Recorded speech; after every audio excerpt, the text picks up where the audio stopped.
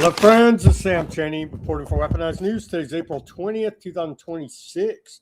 Thank you for joining us on this Monday edition of Weaponized News on this 4/20.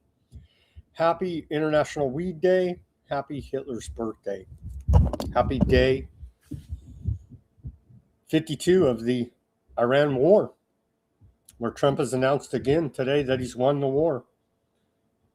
Conflicting reports all over the place. We'll go back to it and try to sort all this out. Is there going to be peace negotiations? Is there not going to be peace negotiations? Is the Strait of Hormuz open? Is the Strait of Hormuz closed? We're going to cover all this sorted out for you today. More insanity out of Trump, as we've become accustomed to now, Orwellian levels of lying out of the White House. And it continues. We'll go over all these details for you today. What else do we got? We got Iran's reaction to Trump's insanity. Trump threatens to blow up the world again as what? The ceasefire's ready. The ceasefire, right, is going to expire here. What, on Wednesday or tomorrow? Was there ever a ceasefire? It's hard to tell. Iran's winning the propaganda war. They put out a bunch of more new Lego videos. We'll go over that. We got Epstein news. We got cash.app suing the media. We've got Nancy Mace calling out Congress as the sex harass slush fund cover-uppers that they are. We got public health news over the weekend, Saturday. Trump signed an executive order to remove barriers on psychedelic treatments for serious mental illness. Take a look at that. We have economic news. Looks like they're blowing up a whole lot of the world's energy infrastructure.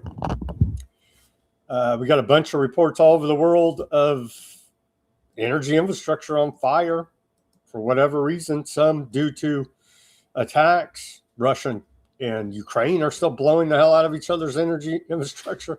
But a bunch of reports all over the world. We'll cover that. Try to sort that out. We've got Palantir took it upon themselves to write us up a brief summary of Alex Karp's what do you even call it? His confession to tyranny? I don't know. They call it, the title is The Technological Republic. And so they wrote us up a nice little summary we'll go over here with you today. The Technological Republic from Alex Karp, everyone's favorite CEO. He gives conspiracy theorists a seat at the table. Also, member of Bilderberg Group Steering Committee this last year at their last meeting. So we feel good, conspiracy theorists, because Alex Karp's our man, giving us a voice at the table of the Bilderberg Group. That's what he said, right? More geopolitical news. Let's see what they're still whacking people. It's part of Operation Southern Sphere, extrajudicial assassinations. U.S. Southcom announced they killed three more alleged narco terrorists. Again, with no charges, no trial, just execution. It's murder. We'll cover those details. Other geopolitical news. The Buddies, the Malowskis, whatever you say their stupid name, Milei out of Argentina, and Shadow President Bibi here in America. They had a big meeting over the weekend. Looks like they're getting ready to, if things go real bad for them in Aardvark land, they'll flee to Argentina. And then we'll go over Trump is going to be part of this America Reads the Bible week. That's going on right now with a bunch of Satanists, honestly, reading you the Bible. So we'll cover those details as well for you. Thank you for joining us on this Monday edition of Weaponized News. Everybody that ordered a sticker out there, I put it in the mail today, and so your order will come separate. The stickers and and some items from the store will come separately to you, just to let you know out there. But I put the stickers in the mail, and I added a couple extra ones. And we do appreciate your patronage to the store and picking up those stickers. So look for 2 separate shipments coming, one with stickers and one with your other items. All right, let's get to On This Day in History. On this day in our history of April 20th, we go back to the year 1453. On this day, 4 Christian ships break the siege of Constantinople and enter the Golden Horn, lifting the morale of the defenders and embarrassing Sultan Mehmed II. On this day, 1453. On this day in 1505, they were noticing some stuff wasn't quite right with the aardvarks. Aardvarks are expelled from Orange Burgundy by Philbert of Luxembourg. And so they were noticing on this day in the year 1505, as they have noticed on almost every day throughout history, that something's just not quite right with these aardvarks. 1611. On this day, only Shakespeare performance of Macbeth, only documented performance of William Shakespeare's tragedy, Macbeth, during the playwright's lifetime occurs at the Global Theatre, London, in notes reviewing the play by astronomer Simon Foreman. Only documented performance of Macbeth on this date, 1611, by William Shakespeare. 1792, on this day, and that's the official story, and I do believe that it was not William Shakespeare alone that wrote all of that literature and plays, that it was a team of writers. On this day in 1792, we saw the French Revolutionary Wars. Amidst the French Revolution, France declares war on Austria and Persia, beginning the French Revolutionary Wars on this day. 1792, 1862. 1862, on this day, we saw the first pasteurization test. First pasteurization test is completed by Louis Pasteur and Claude Bernard on this day, 1862. And they kill all the bad organisms, and they kill all the good organisms as well there. 1884. 1884, on this day, then Pope Leo VIII publishes the encyclical on Freemasonry, the encyclical on Freemasonry. 1884, Pope Leo VIII. 1945. 1945, on this day, we saw a few things going on. Part of World War II, Nazi Germany occupiers flood Bimster and Finster. Soviet artillery begins shelling Berlin.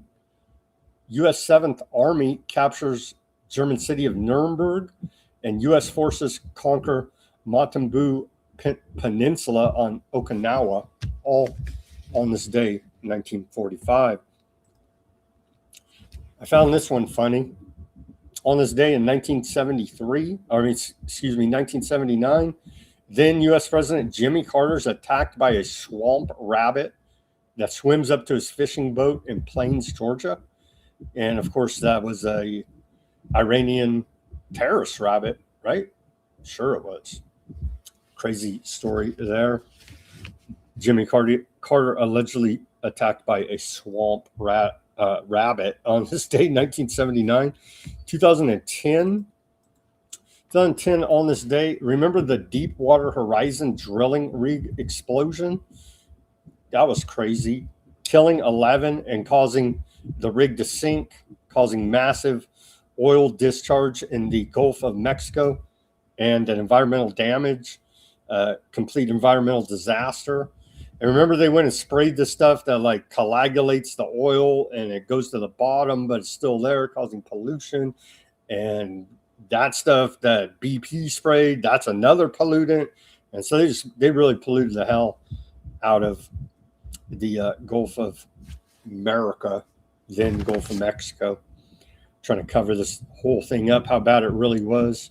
On this day, 2010, the Deepwater Horizon drilling rig explodes. And in 2021, on this day, Derek Chauvin convicted. Former police officer Derek Chauvin convicted of the murder of George Floyd in Minneapolis in a case that promoted huge nationwide racial justice protests. They did the Summer of Love, the never-ending riots, right? Remember that? It was pretty crazy, all during the bat time, but they were excused because they had to, And then it's official. George Floyd's, death certificate says he died of a fentanyl overdose. Who cares? You know what I mean? The whole thing looks staged, set up to social engineer riots, the Summer of Peace, so on and so forth. It looked like a real estate redevelopment program in some areas where they went and just leveled, burned down a couple city blocks. And then, of course, the funders of this mayhem went in and bought it on the cheap. Real estate redevelopment program. In some cases, being part of development zones, getting tax benefits out of it, and on and on. It goes with the corruption. And old Chauvin and George Floyd knew each other before this incident. That's very underreported as well, as they're both working, looks like organized crime, selling drugs, prostitutes, gambling, you name it. And they're working together at this nightclub as well. So they did know each other. And a lot of other very strange coincidences around the George Floyd murder case there. I can't breathe. Remember, I can't breathe. Well, if you can't breathe, then what do? You put a mask on, right? Oh, man. So everybody remembers the Summer of Love there.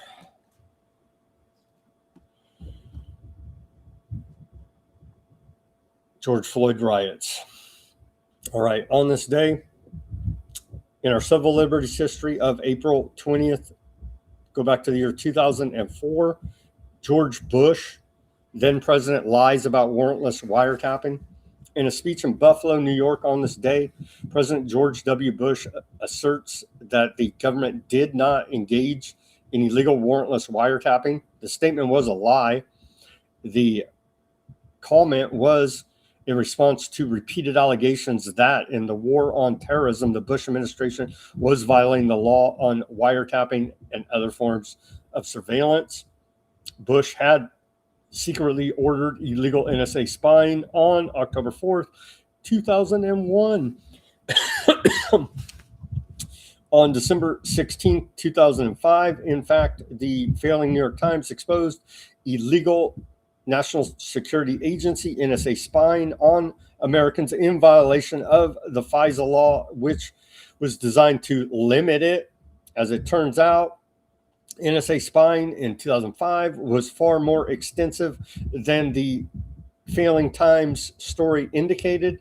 The greater extent of NSA spying was revealed in media stories beginning on June 5th, 2013, based on documents stolen and leaked by NSA contract employee Edward Snowden. And so now Trump loves the illegal. He jumped up and down and screamed, rightfully so, that the Obama administration tapped his wires. They did. They illegally spied on his campaign with the FISA warrant, saying anybody in a circle now, and then it spreads out like that. And so a bunch of people caught up in the dragnet of the illegal warrantless spying, part of Trump's campaign. Now he says spy on everybody, and he doesn't even care about his rights, and it's worth it for national security. So there you go. Another sellout cuck to the government. That is your Mr. Reformer, Mr. MAGA, Mr. Can't Stop Lying, President Trump. All right, here's our, let's take a look at the segue to the news here. Maybe they should have just killed these disabled veterans for protesting the war there in D.C., right?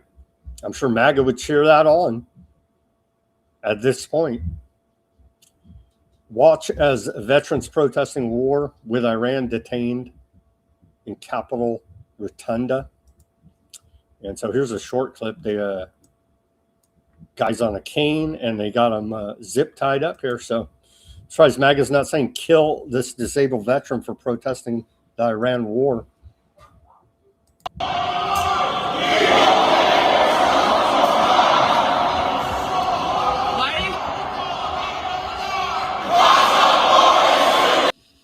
There you go. There's some more video of it, but yeah, there you go. Disabled veterans arrested while protesting against the Iran war and Gaza genocide. In one of the largest anti-war protests since the Iraq war, the Capitol was occupied to send a message against Washington wars of aggression and its support for Aardvarkland genocide.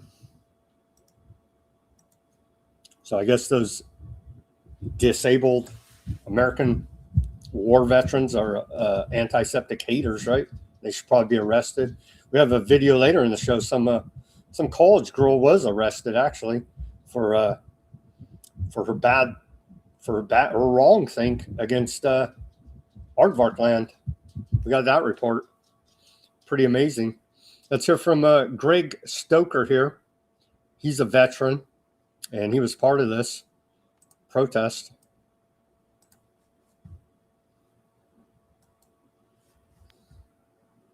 So begins the largest veteran and military family act of civil disobedience since the Iraq War began, occupying the Canning Building Rotunda, protesting yet another forever war with Iran, which includes the genocide in Palestine, the ethnic cleansing in the south of Lebanon, and the potential ground operation in Cuba. Whatever violence we do overseas always comes back home, and every war fought by this government is a war on the working class, which is you. We're here until arrest or Speaker Mike Johnson comes out to answer for the dead and meets our demands. If you're an active duty service member and do not wish to join the fifth U.S. generation fighting in a senseless, self-destructive moral war for the rich, for the parasite class, we will stand with you. There is a way out. Info below. We are veterans and military families demanding an end to the war on Iran. We demand that Congress not authorize 1 cent more to this war.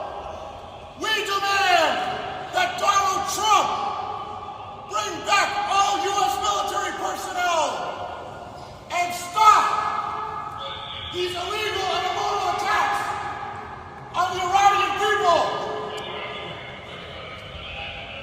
We are holding red tulips, a symbol of sacrifice and martyrdom in Iranian culture, to pay tribute to the thousands of Iranians who have been killed as a result of this war. We will now hold a flag-folding ceremony to call attention to the U.S. service members who have already been killed and will be killed until this war ends.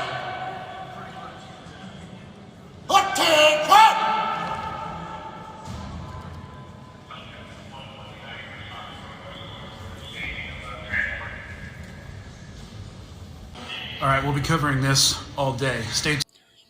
Well, it was sellout Aardvarkland firster, Trump as president. We're We're putting them ahead of disabled veterans, American citizens. So there you go. We wouldn't have it any other way. Any other way would be hateful, right? Sure.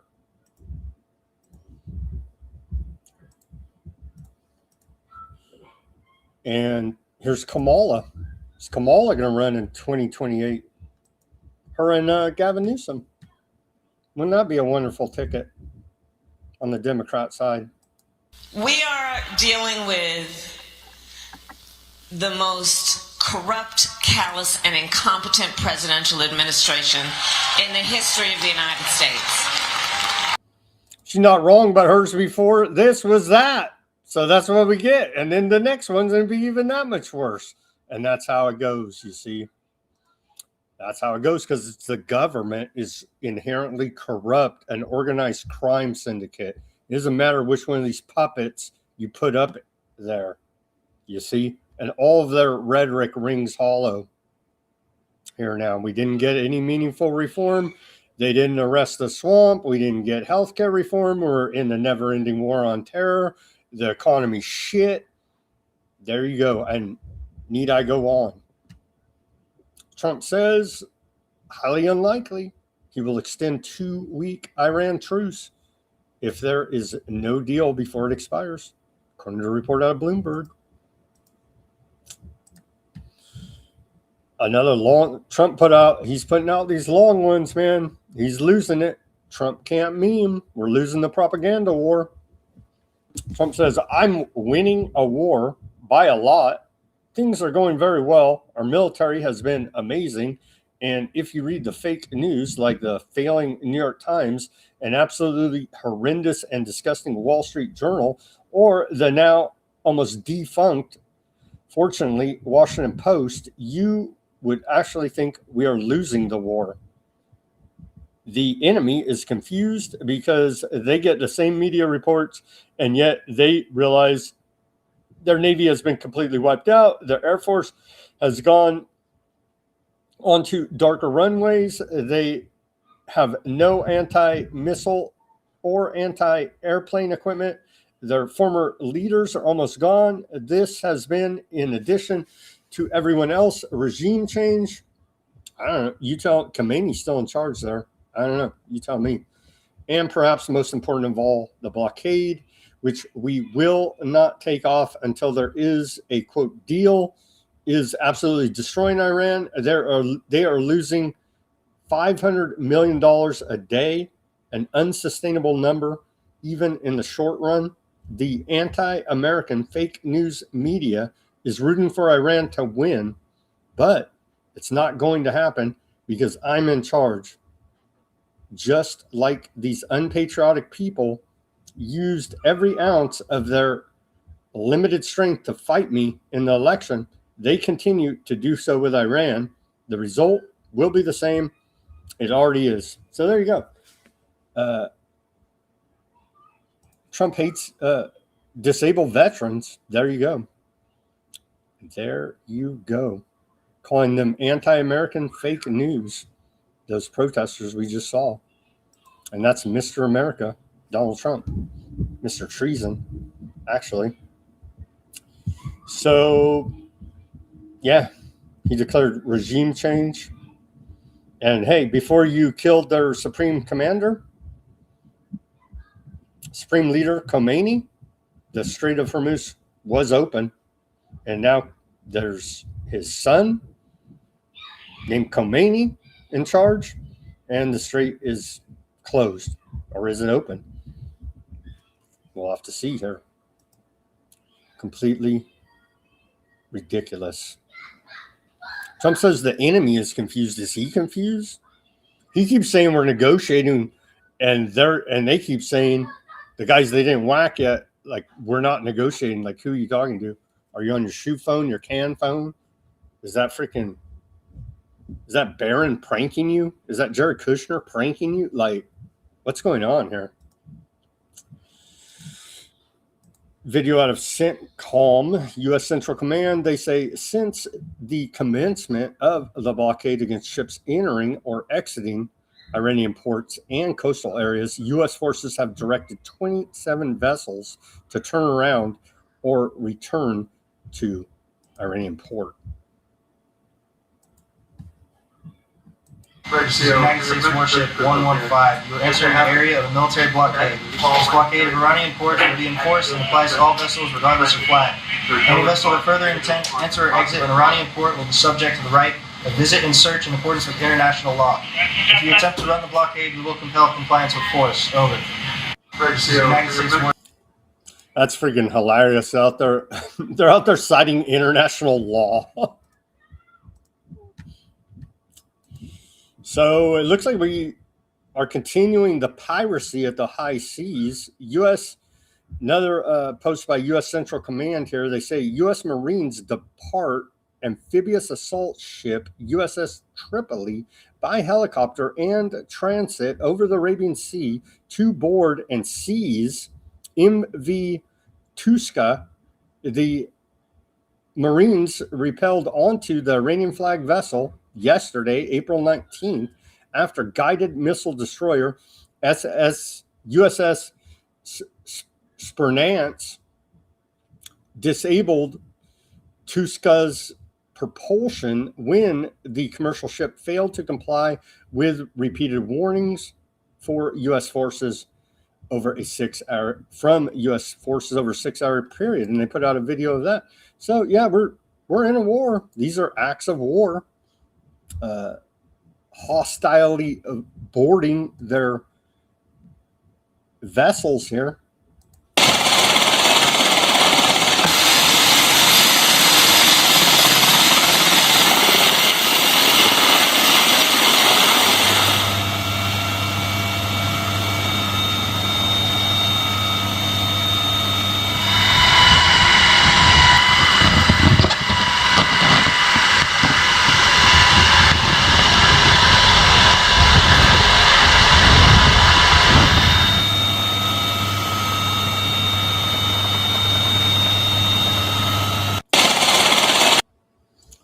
So we're jacked another oil tanker there. I don't even know if that was an oil tanker. Whatever they're shipping, we jacked it. And 60 Minutes from ZBS News.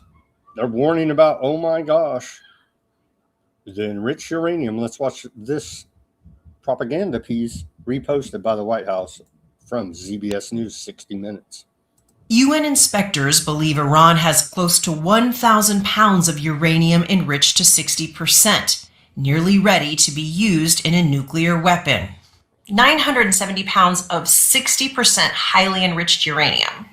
What can you do with that? So that is enough material for, if you enrich it just a little bit more, for 10 to 11 nuclear bombs. Iran has been lying about its nuclear weapons effort for over 20 years now. They have always claimed our program was 100% peaceful. We were never pursuing nuclear weapons. That's a lie.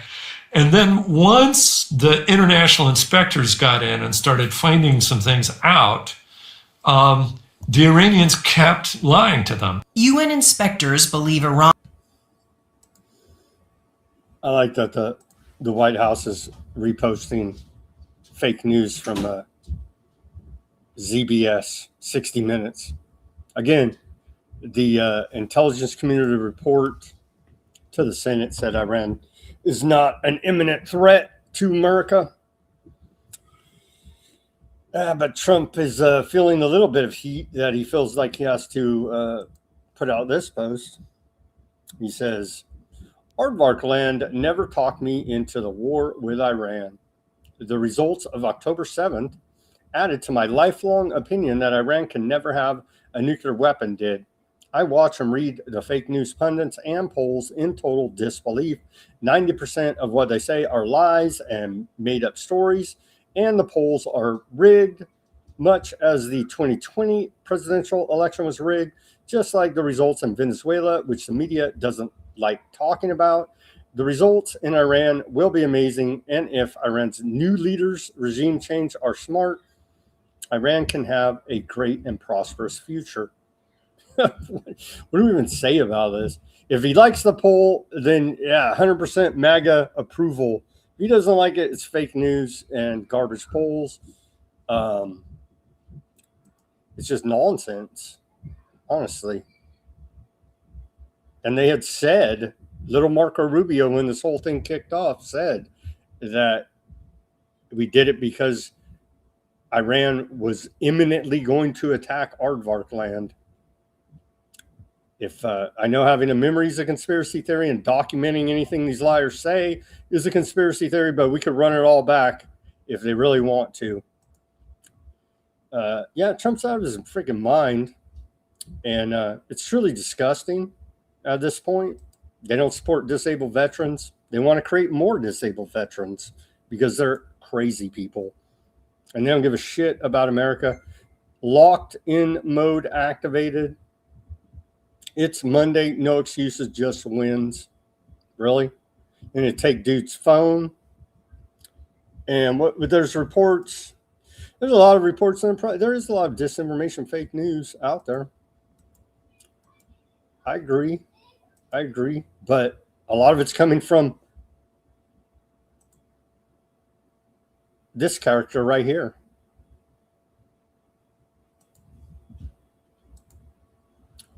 We're offering a very fair and reasonable deal, and I hope they take it, because if they don't, the United States is going to knock out every single power plant and every single bridge in Iran. No more Mr. Nice Guy, Trump says. Well, he's threatening war crimes right here. He says, Iran decided to fire bullets yesterday. Was that Saturday, I believe, or in between Saturday and Sunday? Iran decided to fire bullets yesterday in the Strait of Hormuz, a total violation of our ceasefire agreement. Many of them were aimed at a French ship and a fighter from the UK. That wasn't nice, was it? My representatives are going to Islamabad, Pakistan. They will be there tomorrow evening for negotiations. Iran recently announced that they are closing the Strait of Hormuz, which is strange because our blockade already has it closed. It's double closed, you see. They're helping us without knowing, and they are the ones that lose with the closed passage. $500 million a day, the United States loses nothing.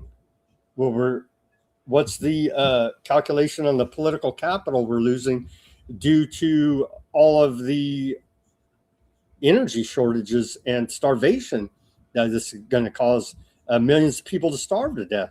Oh, you don't care? It's U.S. foreign policy, State Department Memorandum 200. Oh, I get it. They left that part out. But if you need an understanding about the history of our foreign policy, and you can understand why what is going on here actually makes a whole lot more sense if you understand the mindset of these liars.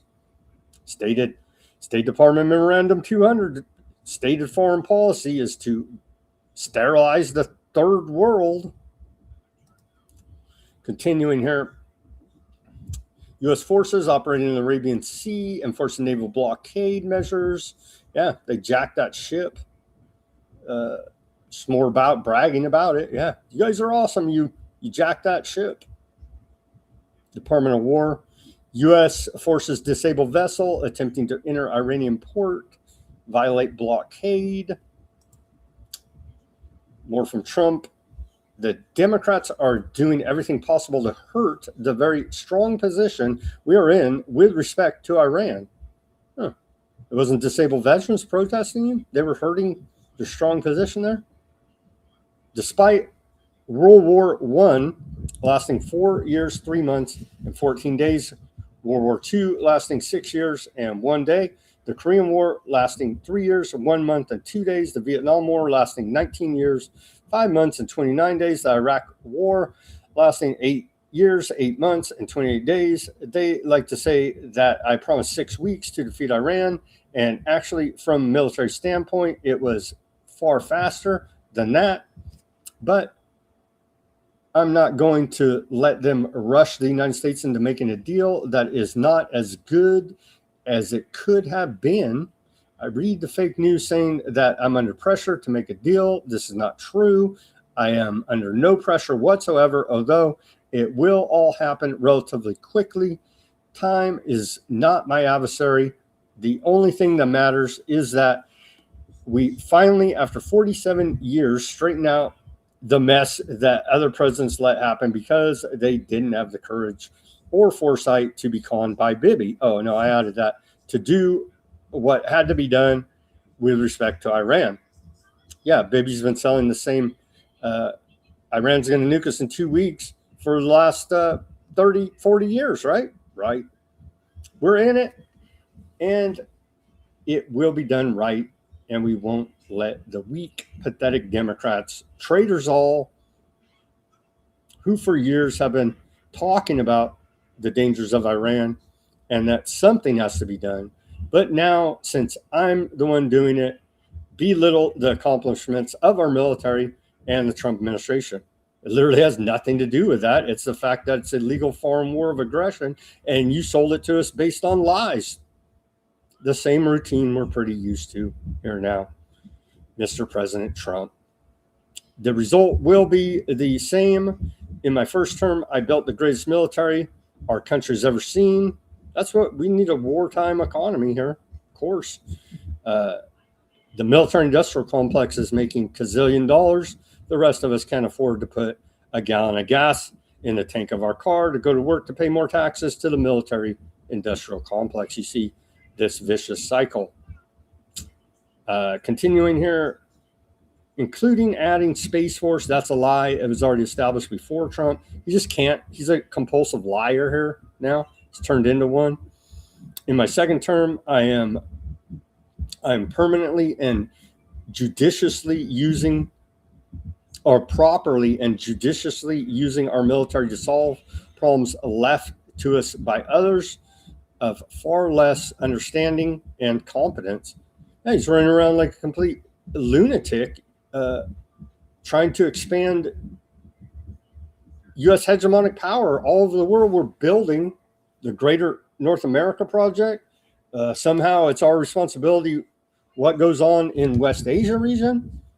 And so, yeah, they blew the hell out of all our bases there. So another gazillion dollars to rebuild those.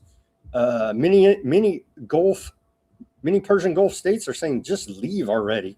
You know what I mean? But we'll whack them too. You know what I mean? More from Trump. The deal that we are making with Iran will be far better than the JCPOA, commonly referred to as the Iranian nuclear deal, penned by Barack Hussein Obama and sleepy Joe Biden. One of the worst deals ever made, having to do with the national security of our country. It was a guaranteed road to a nuclear weapon, which will not and cannot happen with the deal we're working on. They actually gave $1.7 billion in green cash loaded onto a Boeing 747 and flown to Iran for Iranian leadership to spend away they saw fit. He emptied out all the cash from banks in DC, Virginia, and Maryland. Those banks said they've never seen anything like it before. In addition, hundreds of billions of dollars was paid to Iran. If I did not terminate the deal, nuclear weapons would have been used on aardvark land. And there it is right there, right? And all over the Middle East, including our cherished U.S. military bases. They blew the hell out of them already, bud. The fake news, lightweight Washington Post journalist David Ignatius loves to talk about the JCPOA, knowing that it was dangerous and a complete embarrassment to our country if the deal happens under Trump. He quoted himself talking about himself in the third person. It will guarantee peace, security, and safety, not only for aardvark land and the Middle East, but for Europe, America, and everywhere else. It will be something that the entire world will be proud of, instead of the years of embarrassment and humiliation that we have been forced to suffer due to incompetence and cowardly leadership. Sure. And what's Iran's response to all this? Iran's foreign minister, Odysee, and Pakistan's deputy prime minister and foreign minister, Dar, held a phone call to discuss regional developments and issue related to the ceasefire. Iran's president asserts that Tehran will not bow to the U.S. threat of force shortly before Iranian media stated that they have not agreed to a second round of negotiations. Instead, Iran suspects that U.S. and aardvark land will carry out a surprise attack soon. Here's Iran president. And again, this guy's just a figurehead, but I guess they let him put out some comments.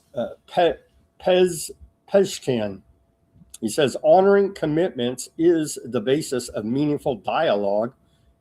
Deep historical mistrust in Iran toward U.S. government conduct remains, while unconstructive and contradictory signals from American officials carry a bitter message. They seek Iran's surrender. Iranians do not submit to force. As Trump threatens to commit war crimes against them earlier today. Iran's Ghalibaf indirectly confirms Iran will not go to Pakistan for negotiations with Iran. So, I don't know. Is there even going to be negotiations? Trump, by imposing a siege and violating the ceasefire, seeks to turn this negotiating table into his own imagination, into a table of surrender, or to justify renewed warmongering. We do not accept negotiations under the shadow of threats. And in the past 2 weeks, we have prepared to reveal new cards on the battlefield. All signs point toward this thing's going hot again, like soon. Conflicting reports, right? Maybe it's fake news, like Trump tells us. The failing New York Times, the Wall Street Journal, and MS Now report that Iran plans to send negotiating teams to Islamabad tomorrow. Multiple U.S. media outlets report Iran is preparing to attend a second round of talks in Islamabad tomorrow, but no Iranian officials or state-linked media have confirmed the news. Well, a couple of our guys are saying no go, so we'll see. Maybe Trump's right about the fake news after all here in this case. Iran does not trust the U.S. I wonder why. Oh, because every time we try to negotiate with them, we whack the negotiators? Because every time we say there's a ceasefire, Bibi literally laughs and goes and whacks some more Lebanese or Palestinians? Yeah. I don't know why they don't trust America here. Iran's foreign minister spokesperson, Ismail Baghdadi, this guy, right? I guess we can keep track of them a little better since they whack like over 50 of them, right? This dude, the spokesperson for the foreign ministry. Same regime as it was before. You whack like over 50 of them, but Trump told us it's a regime change. He says there is no trust between Iran and the United States because of the long-standing and continuous crimes they've committed. We really do not see any serious signs of America's seriousness. On the contrary, there are repeated and numerous signs that there is no seriousness in America to promote diplomacy in its true and conventional sense, and not diplomacy in the sense of making a fuss. Kushner and Witkoff are going to bring about world peace after they whack everybody and make $1 gazillion off the inside contracts. Isn't that good enough for you, Iran?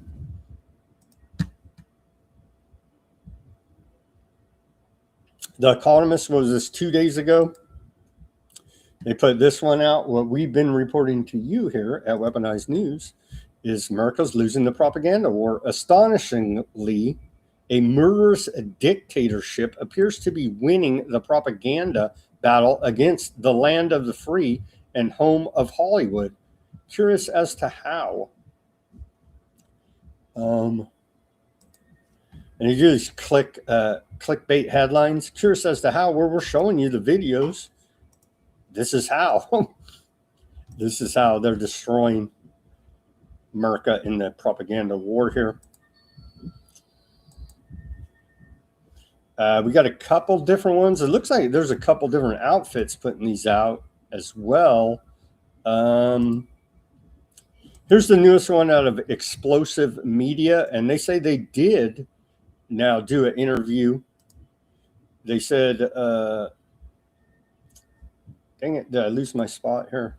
Okay, go back. Nope, maybe not. They say they did. They said they did do an interview. They say they're poking fun at Trump with Lego animations, and their content is reaching millions. They did do an interview, Explosive Media, at Explosive Media with 2 A's at the end there. And so they did an interview with NTV out of Turkey. Because last week we had this American Iranian dude doing interviews with Russia TV, and they said that's not the same dude. He's doing some other things, but the ones that were going mega viral, the rap Lego videos, those were put out by these guys, Explosive Media. Anyhow, here's their latest. They put out today. Nope, waiting for your white flag.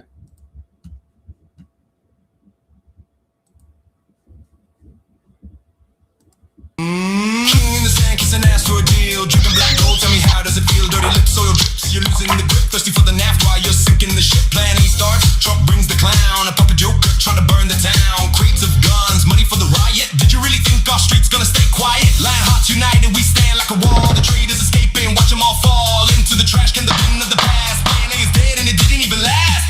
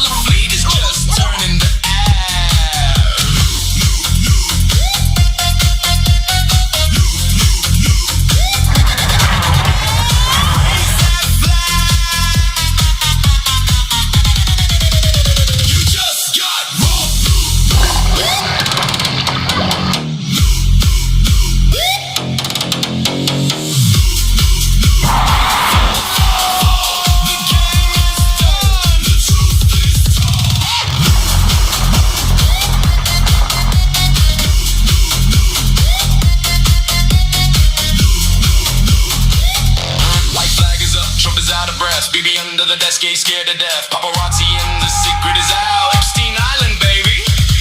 That's what you're about.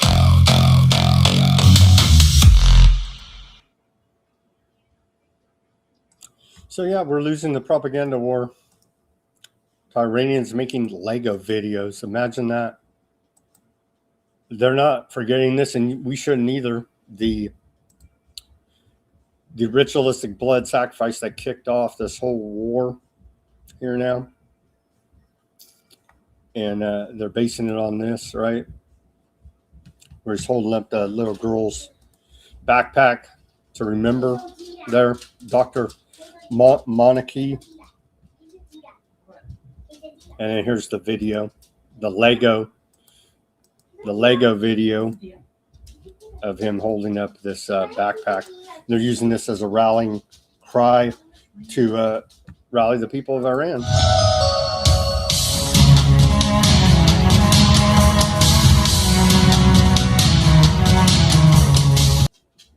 They're putting out short ones now and longer ones. This was from Friday, the 7 lies that Trump told, just Friday.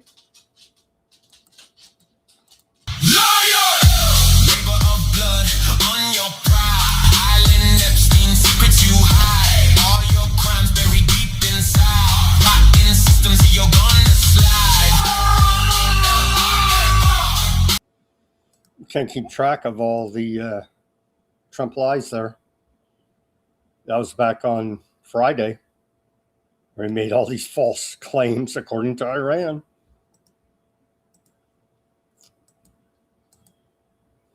Here's another one. These are people are going nuts with this AI. I don't even know who this is from. This was posted on the X. Who they give credit to here? The War Tune. The War Tune put out this one.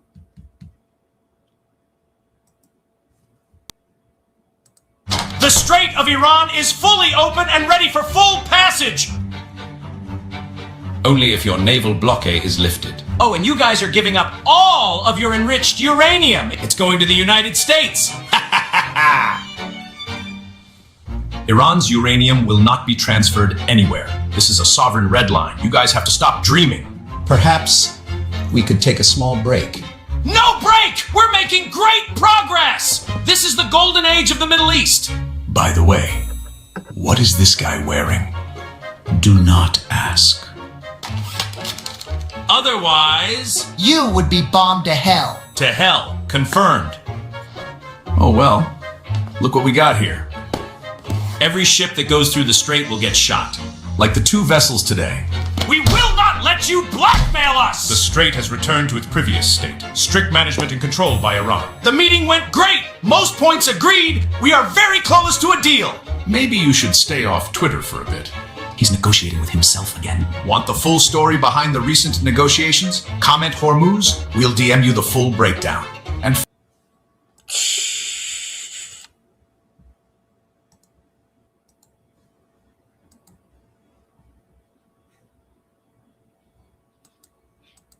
one more. This is a different, I don't even know how many. I guess there's a lot now out there. This is a different outfit with another Lego video. There's a bunch of them, man. This is the most recent I saw today. Yeah. They're waiting at the table, but we ain't showing up. What? Ghost in the empire. Ghost in the empire. Trump waiting in Pakistan, but Iran said nah, retire. You want the deal, better learn some respect. We ain't rushing to the table while your blockade still flex. Ghost in the empire. Ghost in the empire. You talk big on Truth Social, we just hit ignore. You seized our ship, now you want peace talk. Sit there and wait, we control the clock. You dropped 7 lies in 1 hour, got exposed quick. Khaled Bath called you out, every claim was bullshit. Now you rushing to Islamabad, thinking we'll fold, but we ain't sending nobody while your Navy still bold. You seized the Tosca carded victory on TV. Now crying for talks like you really need me. We remember every broken deal, every lie you told. 1953 vibes, we ain't getting sold. Ghost in the empire, ghost in the empire. Trump waiting in Pakistan, but Iran said nah, retire. You want the deal, better learn some respect. We ain't rushing to the table while your blockade still. You say the strait is open under American control. Funny, last time I checked it's still under our patrol. You want uranium, keep dreaming it's never gonna happen. While your Navy sister blocking, we just keep on laughing. Ceasefire almost done, tension getting higher. You thought we come running now, we ghost in the empire. IRGC on standby, Hormuz in our hand. You want a meeting, better change your whole plan. They thought we'd fold, thought we showed, but we just left them waiting. Watch the empire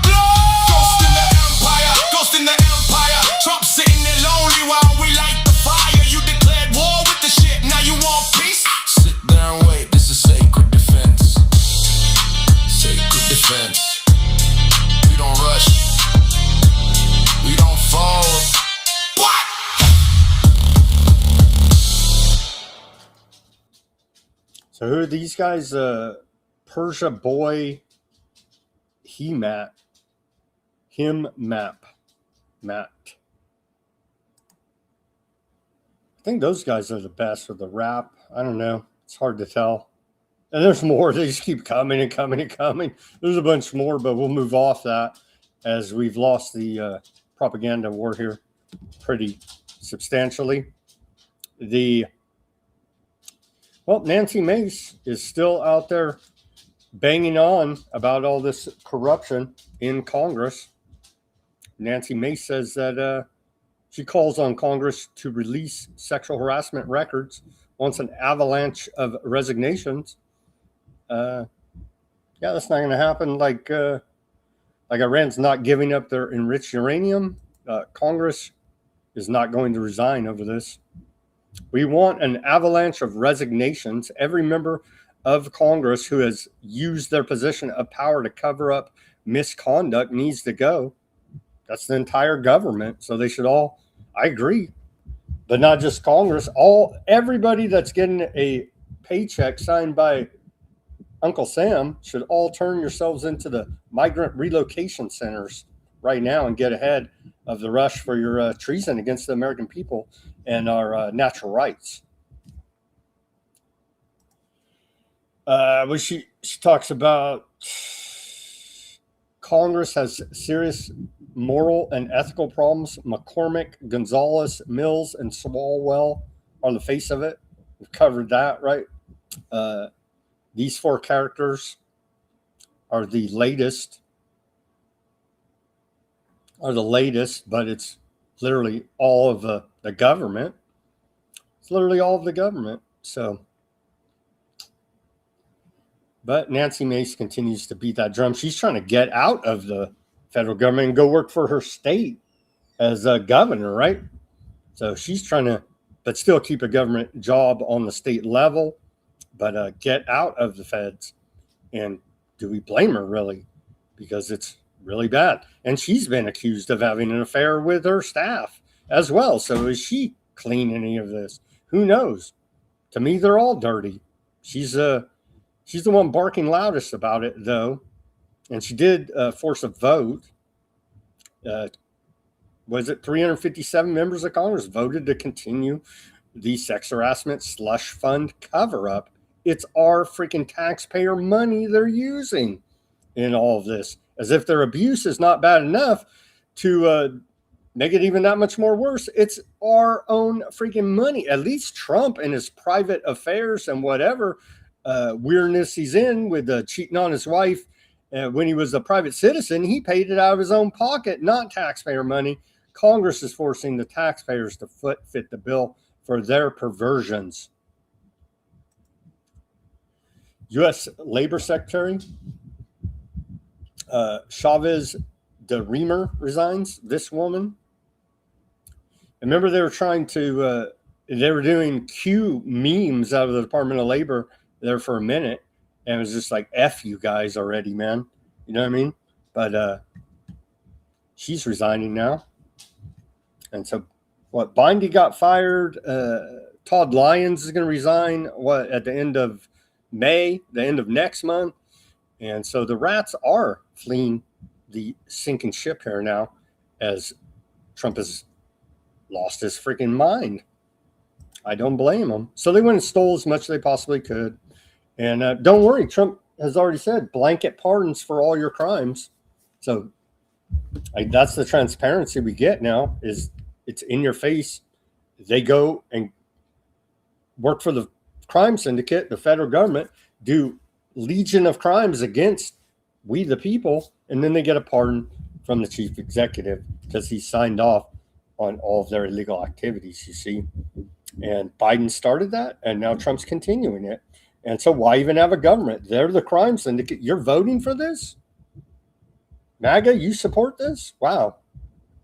It's pretty hard to believe, but that's the cult of personality, the power of it. Let's see, where are we at here? Let's take our live commercial break as we're at the top of the hour, and then we'll come back with some more Epstein news. Everybody go to weaponizednews.com/shop. Get yourself some stickers over there. We have the holograph sticker.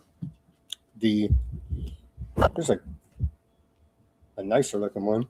The holograph sticker, the white background sticker, and the clear sticker. Go to weaponizednews.com/shop. Put it on your laptop, your guitar, your bumper, your work locker, your hard hat. Help support independent reporting and analysis brought to you 5 days a week. Broadcasting live, 5 p.m. Pacific, 8 Eastern. Give me that like, share, subscribe. Thank you to everybody over this last week that patroned the store. Again, I sent out the orders separately.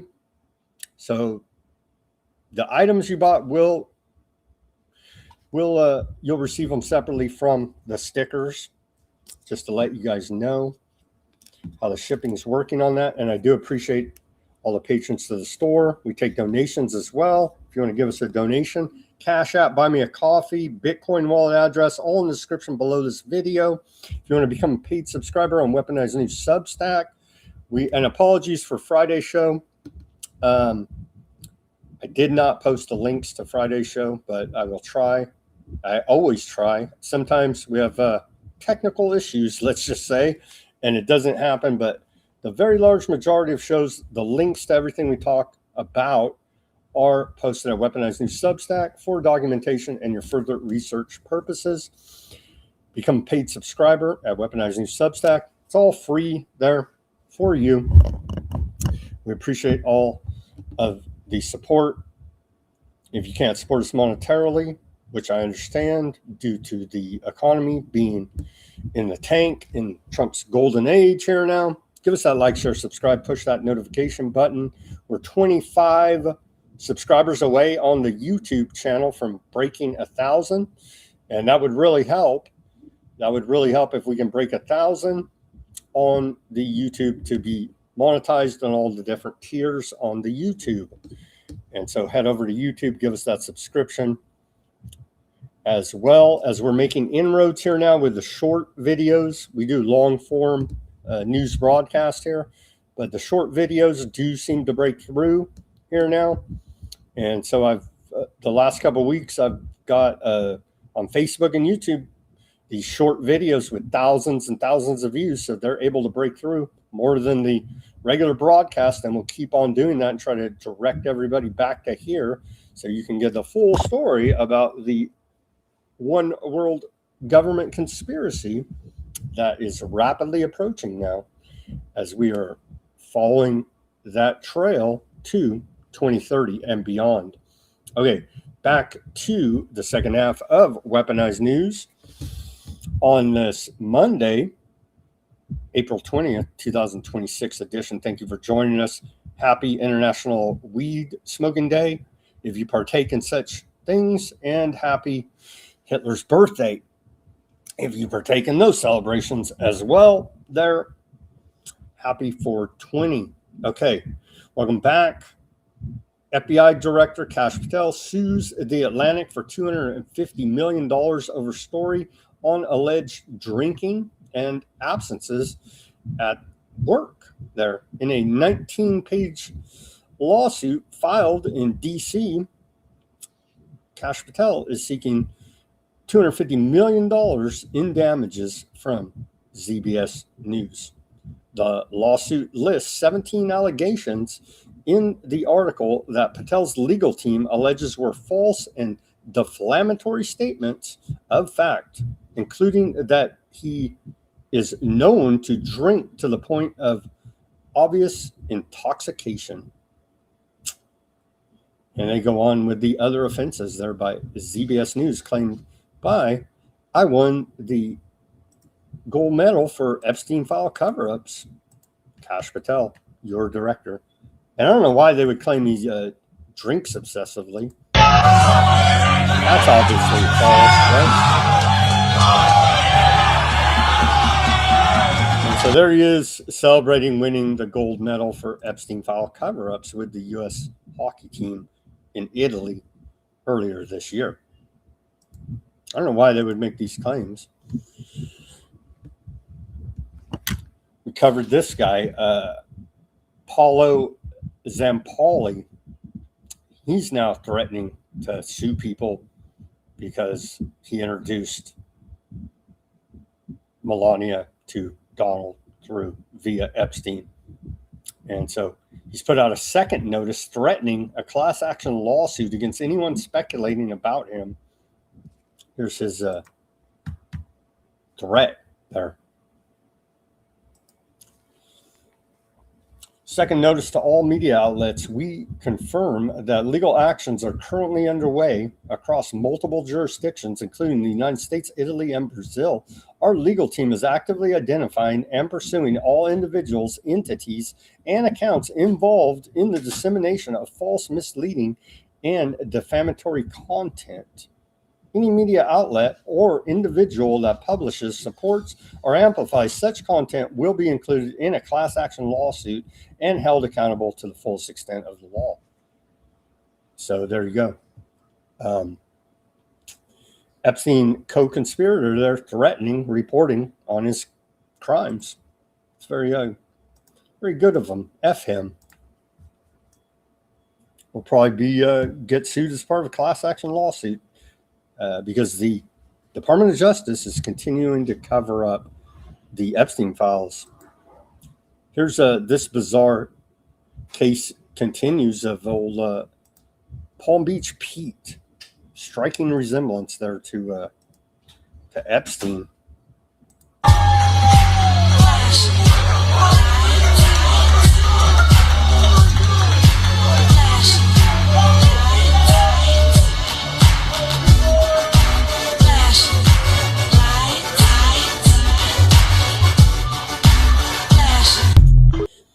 Imagine that. Palm Beach Pete has a growing fan base. It's now been 122 days that the DOJ has been not breaking the law by not complying with the Epstein Files Transparency Act. And again, doxing victims along the way. Patrick Henningsen from, I know that him and Ruckus are, they do some work together there on 21 Wire. Anyway, he had this to post about Jared Kushner. He said, Jared Kushner's father is a corrupt convicted criminal pardoned by Trump. Surprise, surprise, Jared Kushner knows that he is above the law and will be pardoned for any of his own corruption portfolio gleaned from Trump administration grift. So he carries on doing his billion-dollar side hustles on the U.S. taxpayer dime. And that was in reply to this post by Citizens for Ethics, where they say, within the first 14 months of the second Trump administration, Jared Kushner met with Vladimir Putin, Bibi, Zelensky, and Middle Eastern leaders. Meanwhile, he's still running his investment fund and has filed no financial disclosures. Imagine that. Imagine that. So we all voted for Kushner, though, right? I mean, how does he have a job? He goes and negotiates and starts a major war with Iran. He's failed to negotiate any peace in Russia, Ukraine. And somehow this guy has clout to do anything. It's complete and total utter failure unless that is the design here now. In a sane world, if he was really trying to negotiate a peace deal and failed this badly, then he would be fired. But obviously that's not happening. And again, Trump has promised blanket pardons across his administration for all. And they had to sneak Kushner in because he wasn't even an official government employee until the last 2-3 weeks here now. How does any of that fit in under the pardons going on? We'll see. I guess it doesn't matter when you work for the crime syndicate. There's a AI from Forbidden HQ, short AI video, Trump Epstein.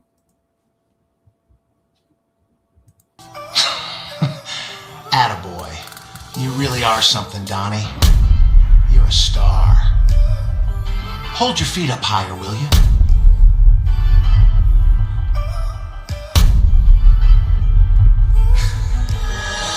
Why do you let them humiliate you like this? Don't you get sick of it? Will you stop? They are the reason I am the president. And besides, maybe I like what they do to me. Well, Donnie, for $250 million, you better do a lot more than just bark for me.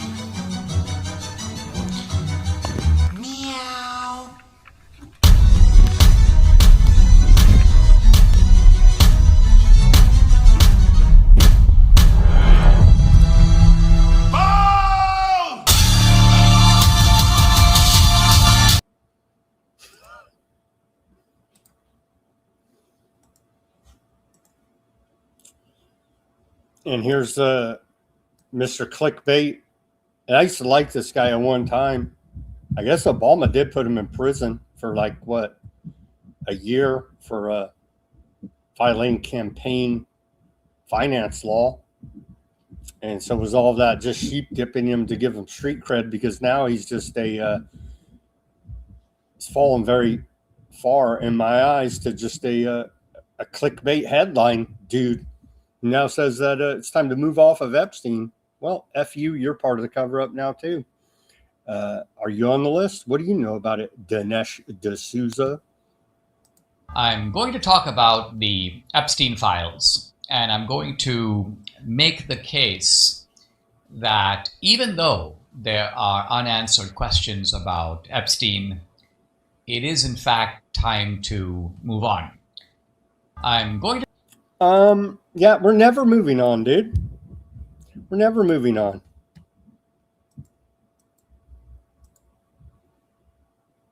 On to public health now. And they're wrangling, can they compel Bondi to testify? Seems like Congress could. I don't know. We'll see how that is sorting out. And they're circling back again. A bunch of reports about UK Stallmer trying to force him out, potentially over him knowing Mandelson's involvement with Epstein. So all that's going on, and we're waiting to see if they can get old Pam Bondi to comply with a congressional subpoena, because no one is above the law, they tell us, except for the crooks running the government. Okay, on to public health. What is up? What is up with these missing scientists? There's now 11 missing scientists. At least 11 U.S.-linked scientists, many tied to nuclear, aerospace, or war work, have died or gone missing between 2022 and 2026 under sometimes unusual and suspicious circumstances. The White House and FBI are reviewing the cases to see if there's any connection. Well, the FBI is on it, so I'm sure they'll bumble it and stumble it.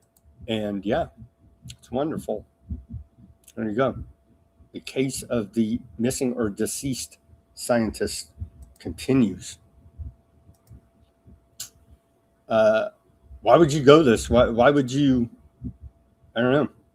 2026 White House Spring Garden Tours. Why would you want to go see these crooks and have your kids around them? Honestly,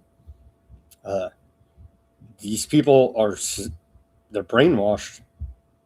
They fly the prisoner of war flag over the White House, and they arrest disabled veterans protesting the war in the Capitol. So the height of hypocrisy that is America. And so, oh yeah, take your family to go see a pack of criminals. Isn't that wonderful?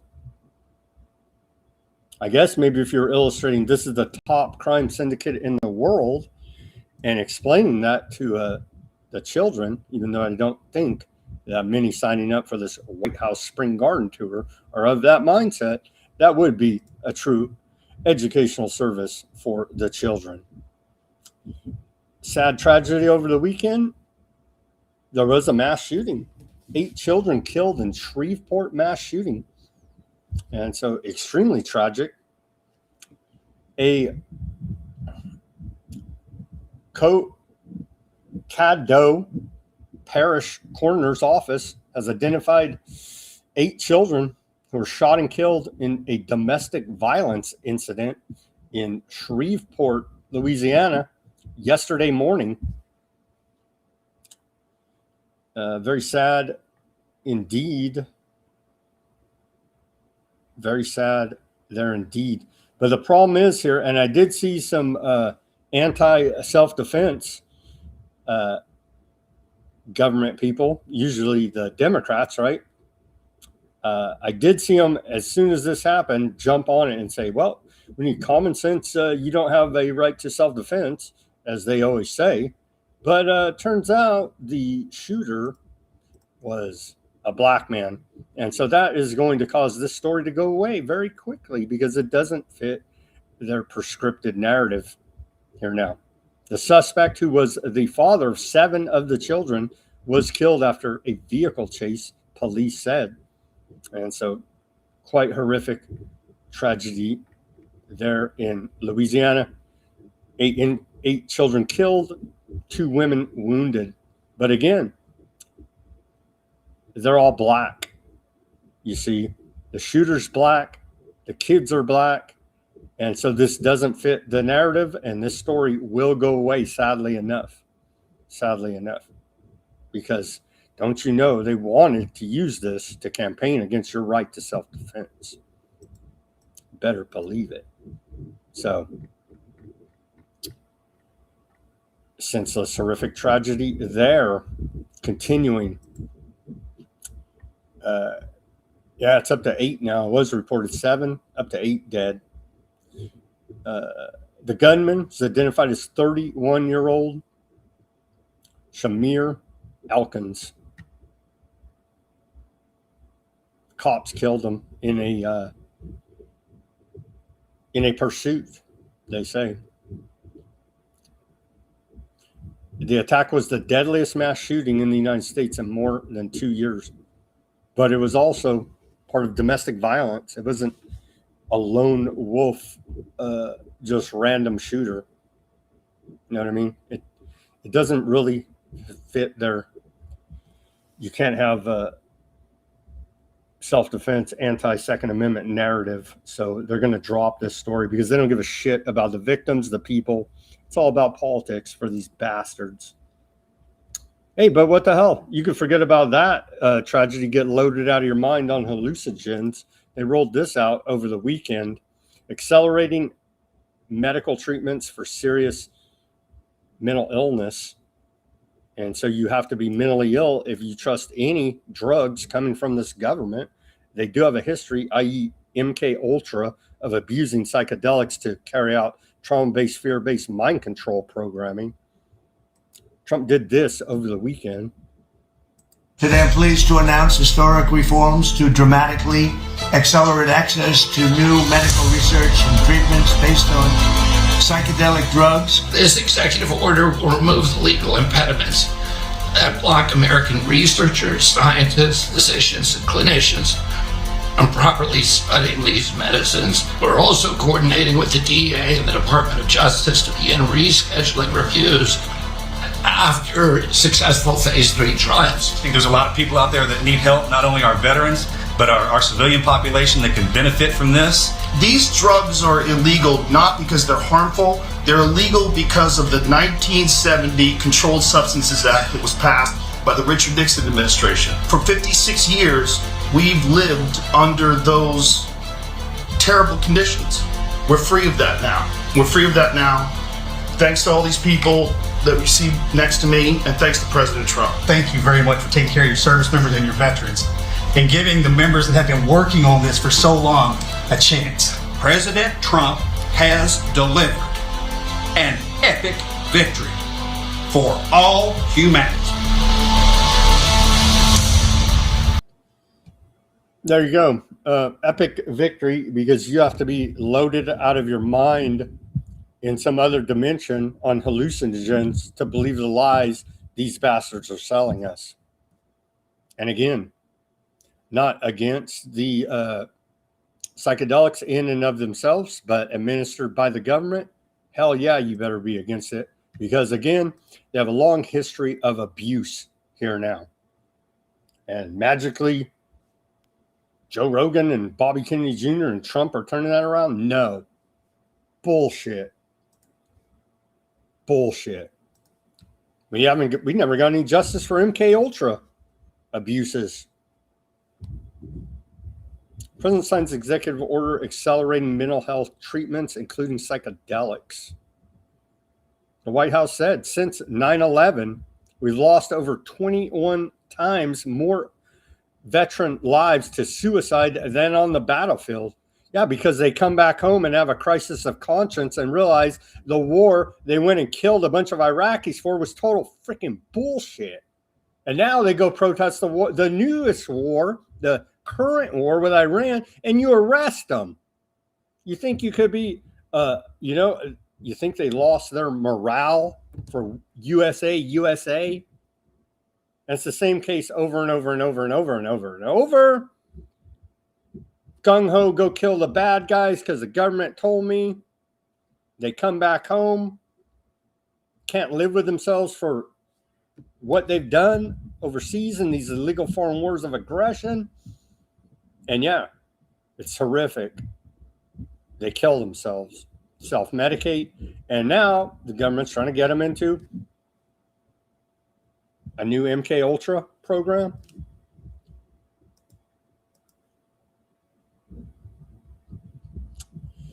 President Trump's latest executive order to accelerate medical treatments for serious mental illness, notably psychedelics. So are they going to label, if you're against this war, you're mentally ill? Probably. Yeah, you don't want, you don't even want to mess with these. You don't want it on your jacket, right? Ibogaine, LSD, and psilocybin, Trump's new order on medical.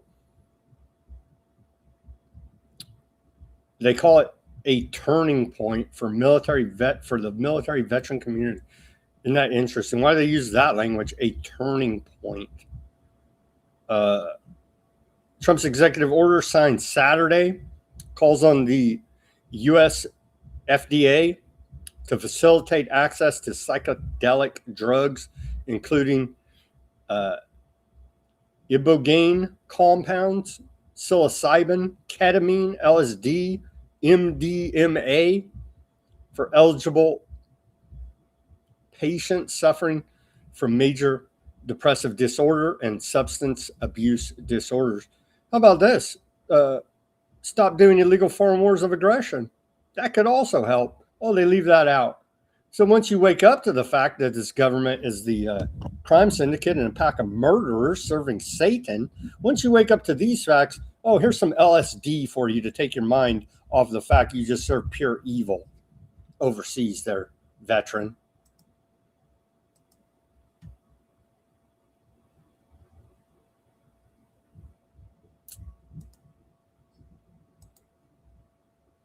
There's more of them saying how great it all is. F you, government. How about that? You guys created the problem of 20 whatever plus veterans committing suicide every day. You guys created the problem, and it continues today. The illegal foreign war against Iran. And military adventurism all over the freaking world. And the building of the Greater North America Project.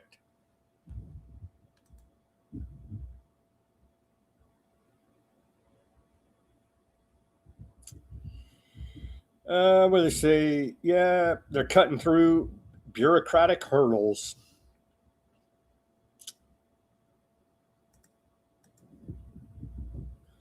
The FDA is moving proactively to advance potential therapies to address America's mental health crisis. Head of the FDA, Markery, said. The crime syndicate, the U.S. federal government, has created an environment so bad that you have to get loaded out of your mind on LSD to deal with the reality of the shit show these clowns have created, is the message they're sending out here now. And the whole, we haven't got MAHA, public health reform.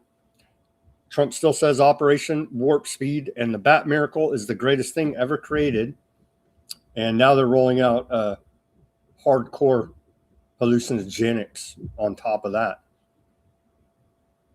I wouldn't be surprised if they try to sell them through TrumpRx.gov soon. Would not be surprised with these maniacs. Continuing a small early trial of personalized mRNA cancer miracle autogene Servameran by BioNTech showed that about half of pancreatic cancer patients developed a stronger immune response, with most of those still alive 4 to 6 years later. It works by training the immune system to target each patient's specific tumor mutations after surgery. They got to give you surgery to get the tumor to mutate, to metastasize. And then, but hey, they got a miracle for you. In the trial, 16 patients, 8 developed a strong immune response. So half, allegedly, of those 7 were still alive up to 6 years later, compared to much worse outcomes in non-responders. A large phase 2 trial is already underway to confirm whether the miracle truly improves survival. Pancreatic cancer is so dangerous because it's hard to detect early, spreads fast, and is difficult to treat. So now they just say miracles, whatever. That was the whole point of all the mRNAs, to sell you customized miracles, allegedly, and save everybody on a personalized level. I have a hard time believing any of this, but that's what they're selling. On to OpenAI. Former employee at OpenAI is blowing the whistle on Sam Altman, claiming he is building portals and summoning aliens using artificial intelligence. So that sounds another reason to build a bunker. Why are all these assholes building bunkers? Oh, because they're trying to summon demons with their AI.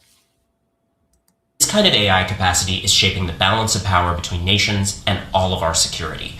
One former OpenAI executive said, quote, "We're building portals from which we're genuinely summoning aliens. The portals currently exist in the United States and China, and Sam has added one in the Middle East. It's just like wildly important to get how scary that."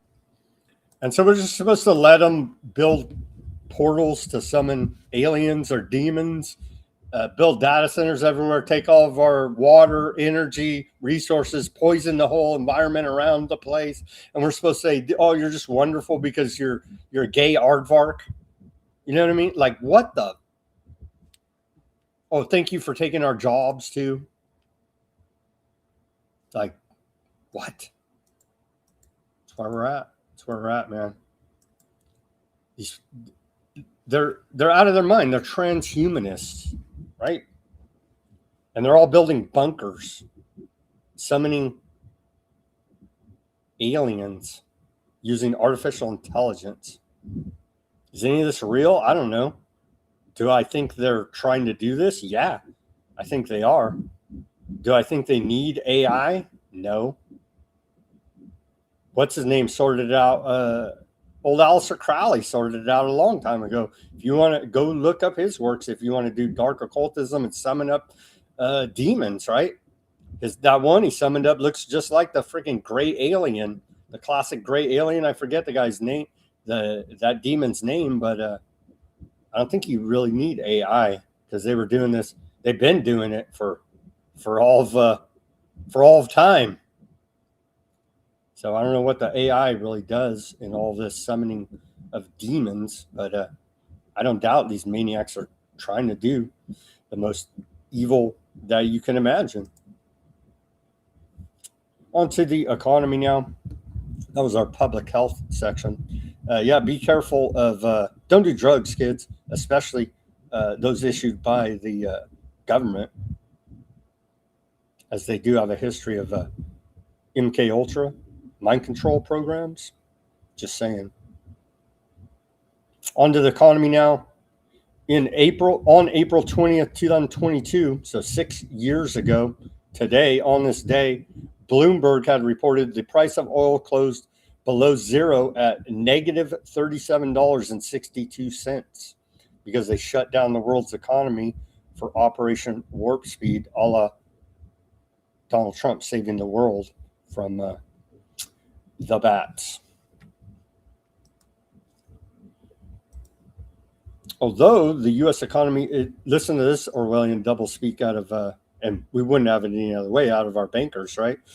Although the U.S. economy is extremely strong, Wells Fargo CEO Charles Scarf acknowledges that sentiment among consumers and businesses is poor. Everyone's extremely nervous. It's extremely strong.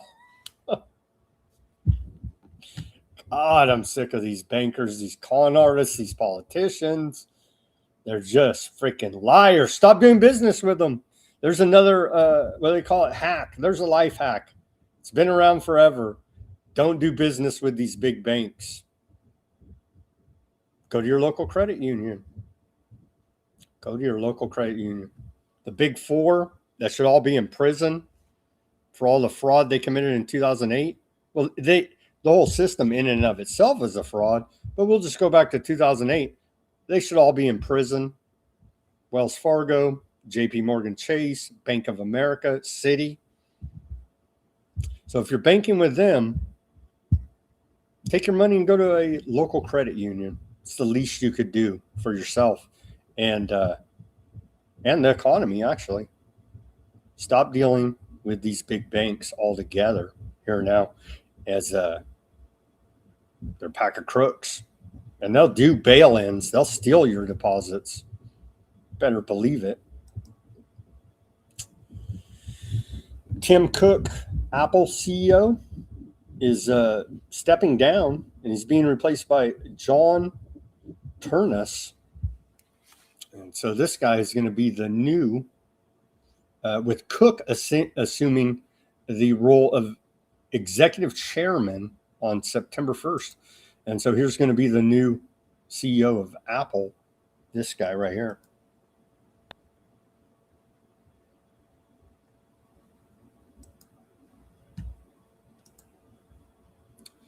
Amazon has said it's investing $25 billion in Anthropic. Poly market money put this Amazon investing $25 billion into Anthropic in order for Anthropic to buy more of Amazon's chips. Indeed. Isn't a large part of the stock market and the economy just a big tech circle jerk now at this point? We've covered it, and I think that's about the truth of the matter, sadly enough, here now. Spirit Aviation they're going bankrupt, right? Has proposed giving the United States government an equity stake as part of efforts to avoid a potential liquidation, according to Bloomberg. That's what we need, is for the taxpayers. What do we get? Supposedly we own shares in Intel, a bunch of these companies. Now, what do we get as U.S. taxpayers? Jack Diddley Squat. And so, yeah, might as well put all their debt on the back of the American taxpayer as well, and just nationalize the company, Spirit Aviation, and take it under the wing of the U.S. government, and then give us nothing for it. Maybe use their planes to up the geoengineering program. And man, the BBC has reported that there appears to be insider trading consistently happening in the Trump administration before he makes an announcement. You don't say. They're doing insane levels, $1 billion of insider trading crime based on what Trump says publicly about the war, about whatever. And so insiders are gaming it, and it's illegal, but they don't care. Hey, why would you care? You'll get a pardon from Trump. Trump administration takes steps to refund $166 billion in tariffs. The government debuted a system to repay importers 2 months after the Supreme Court struck down tariffs at the heart of the president's trade policy.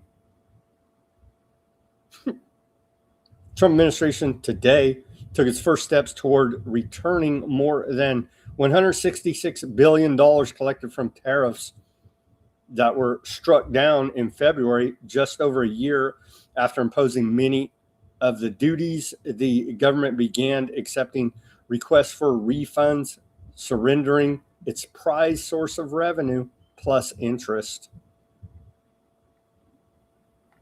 So there you go, on the back of the U.S. taxpayer. And the consumer at the end of it all got effed coming, going, and every way in between. And Trump pays nothing for it. There you go. Report from Aaron Day about this tariff situation. He says Lutnick wrote Trump's tariffs 4 times too high. His son's firm cashed in. Kenner Fitzgerald, right? The Commerce Secretary brags about taking family vacations on Epstein Island. How's that guy still have a job? Trump loves it.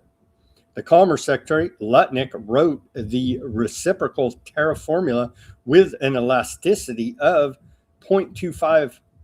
The correct value was 0.945. The single digit inflated every tariff 4-fold. Howard Lutnick's old firm, Kenner Fitzgerald, now run by his son, Brandon, was buying the legal rights to tariff refunds at 20 and 30 cents on the dollar, while Lutnick publicly insisted the tariffs were here to stay. How's not all this a giant crime? It is. It is. But they never get in trouble for anything, do they now? On February 20th, 2026, the Supreme Court struck down tariffs in a 6-3 ruling, Learning Resources versus Trump. Potential refunds up to $180 billion. A $100 billion secondary market is waiting for its payday. Here's where the scam comes in. AEI scholar Kevin Corthron and Stan Vuger documented the elasticity error in 2025. Their verdict, the formula had no foundation in either economic theory or trade law. Tariffs would exceed 14% of any nation under the correct number. Wired magazine, in an article July 2025, published the internal Cantor memo. The firm had already put a trade through representing about $10 million of IEEPA rights with capacity to trade up to several hundred million. House Judiciary ranking member Jamie Raskin to Lutnick, February 27, 2026. Lutnick held an insider's view of the tariffs' profound legal vulnerability, the administration's weak litigation hand, and the prospects that the tariffs would be struck down. Extraordinarily valuable and material non-public information to anyone betting against the tariffs' legality. Senators Wyden and Warren, October 13, 2025, the firm's actions raise obvious conflict of interest and insider dealing concerns. Bill Ackman, March 2025, he and Cantor are long bonds. He profits when our economy implodes, and irreconcilable conflict of interest, an irreconcilable conflict of interest. It's fine. I mean, there are aardvarks. In May 2025, Letnick transferred Cantor to trusts controlled by his son's BGC Group, repurchased the shares for $151.5 million, Newmark Group for $127 million. The divestiture kept the firm in the family. BGC, still a Letnick family platform, is one of the largest inter-dealer brokers in U.S. Treasuries. The Treasury sell-off after Liberation Day cleared through their terminals. The Commerce Secretary wrote a formula 4 times too high. His son's firm cornered the secondary market on the refunds. The Supreme Court delivered the payday. None of this is coincidence, Aaron Day says. Aaron Day's he's just mean and a hater for exposing all this, right? Because Howard Lutnick, with his Epstein Island torture mask there, is looking out for America's best interest, right? Sure he is. UAE asks U.S. about wartime financial lifeline. Emirati officials spoke with the Treasury Secretary Bissett about accessing dollars in the Middle East if the Middle East conflict drags on. All signs are looking to it's getting ready to crank back up with heavy bombing campaigns if we're not careful. UAE demands special access to U.S. dollar amid threats to trade oil in yuan, the petrodollar. So either we're going to keep your fraud economy going, America, or we're going to go jump over to China and help their fraud economy, fiat debt-based monetary systems, all of them here now, right? U.S. officials reported that the UAE's central bank governor held meetings with Treasury Secretary Bissett and the Federal Reserve representatives in Washington, D.C. last week to discuss the possibility of establishing a currency swap line. Emirati officials reportedly told the U.S. side that if UAE experiences a dollar shortage, it may be forced to use Chinese yuan, or other foreign currencies for oil sales and other transactions. And so is this part of the crumbling petrodollar system? May very well be part of it, this report. In preparation for a further financial crisis, the UAE has also arranged a $5 billion swap line with Bahrain. Even if the war ends soon and the Strait of Hormuz is reopened, Persian Gulf oil production and the economies that it supports are not expected to recover to pre-war levels anytime soon. Yeah. They blew the hell out of a lot of stuff there. U.S. to host new G20 talks on war in West Asia's impact on food and fertilizer. The United States to convene additional discussions in the coming weeks among a group of 20 G20 major economies to address how the war in West Asia is affecting food supplies and fertilizer as it continues to advocate for coordinated response. As the G20 chair, the United States is expected to outline this commitment in a chair statement following a meeting of G20 finance ministers and central bank governors held during the International Monetary Fund and World Bank spring meetings on April 16th of last week. Reuters reviewed a draft of the statement ahead of its official release today, which was issued instead of a formal communique that would have required unanimous approval from all G20 members. According to the statement, G20 finance officials examined multiple issues, including the economic fallout from the war and its impact on agricultural markets, supply chains, and fertilizer, but did not reach a formal agreement on safeguarding measures. Xi urges keeping Strait of Hormuz open in call with Saudi Arabia. Chinese President Xi urged that normal shipping traffic through the Strait of Hormuz be preserved during a phone call with Saudi Arabia Crown Prince bin Salman. China supports an immediate and comprehensive ceasefire and emphasizes resolving the Middle East conflict through political and diplomatic means, according to Chinese state media.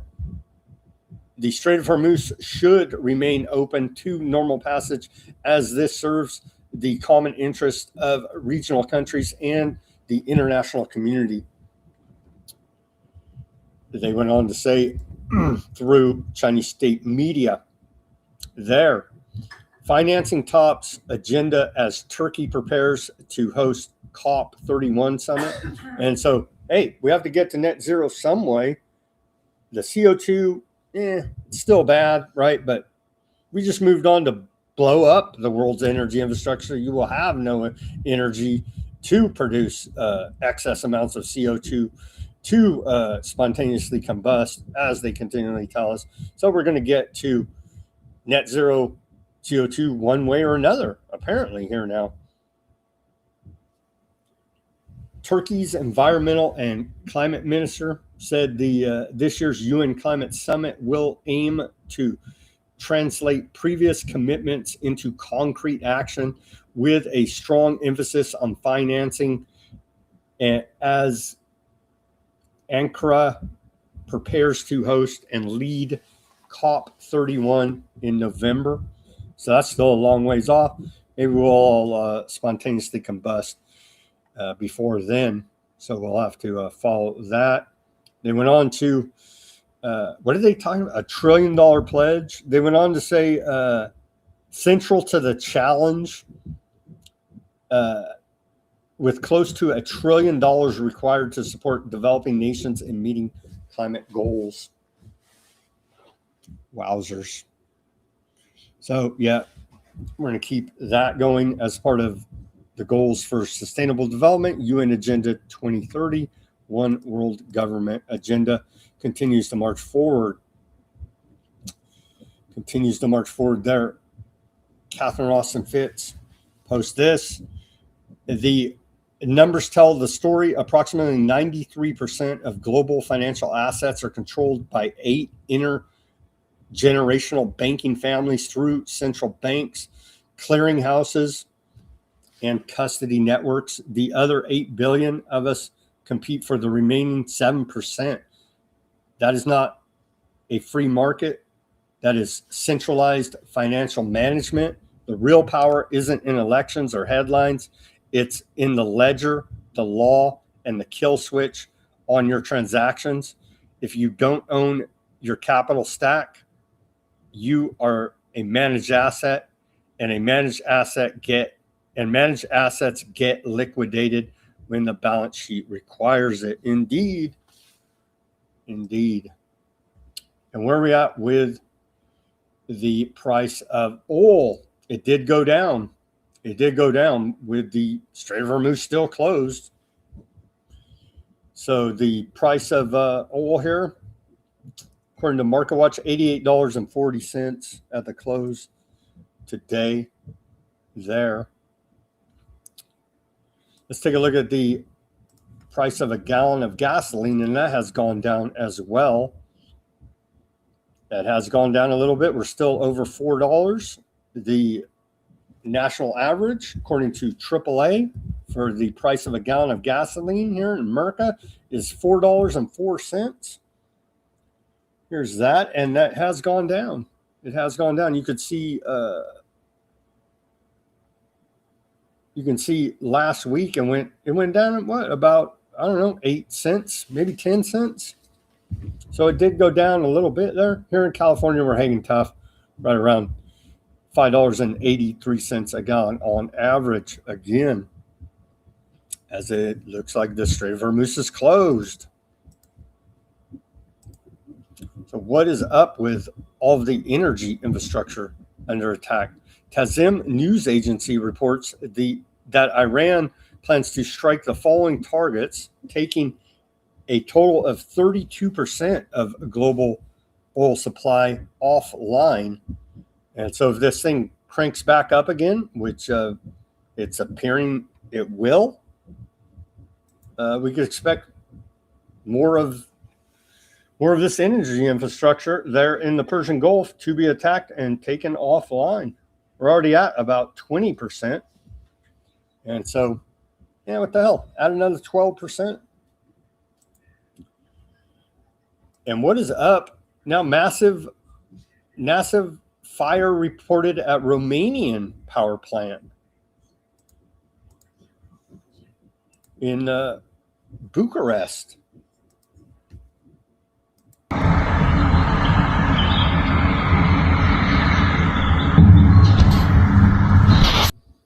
Not good. Not good. That's a report out of RT. There's more. Over 10 fuel tankers are on fire in the port of Homelin, Myanmar. Look at this giant fire in Myanmar.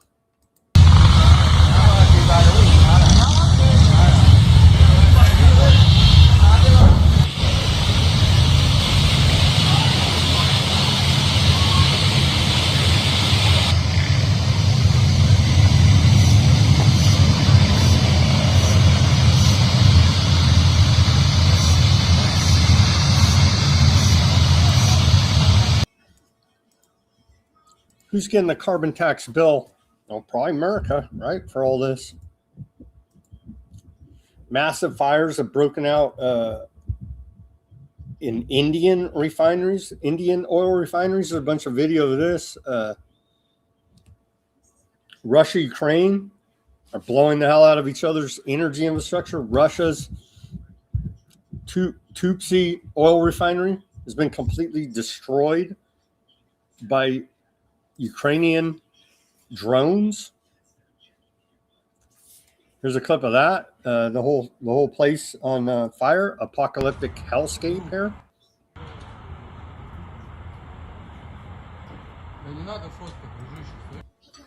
A lot of energy infrastructure on fire all over the place. Oh, but there's more. Let's see. So going back to Finance a Lot on X posted this. Going back to March 1st, Ecuador refinery on fire. March 5th, Petromax refinery caught on fire in Texas. March 12th, London Basel Bayport plant refinery in Texas caught on fire. Valero Port Arthur refinery in Texas, March 23rd, caught on fire. Leningrad Primsko Port infrastructure on fire, April 3rd. India ONGC Mumbai High platform caught on fire, April 3rd. Luck Oil in Russia, April 4th, caught on fire. Bali Steel Power Plant in India, caught on fire, April 7th. Pemex Refinery in Mexico, April 9th, caught on fire. April 14th, another refinery there in India. And April 15th, refinery there in Australia, Viva Energy Geelong Refinery caught on fire. Man, there's a lot of energy infrastructure catching on fire and under attack right now. Zelensky says the damaged Druzhba pipeline carrying Russian oil to Eastern Europe will be restored to operation by the end of April. Here's a look at that, a pipeline.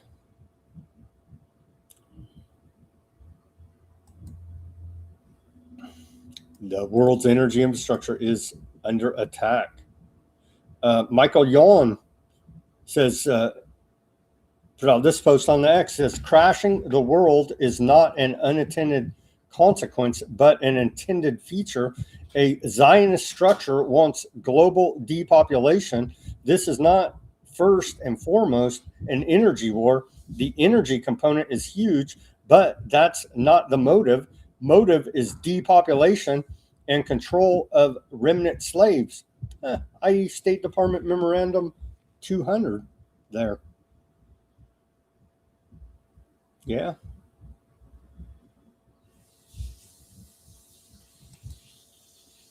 Trump renews threats to knock out Trump's power plants, bridges, and if final deal fails.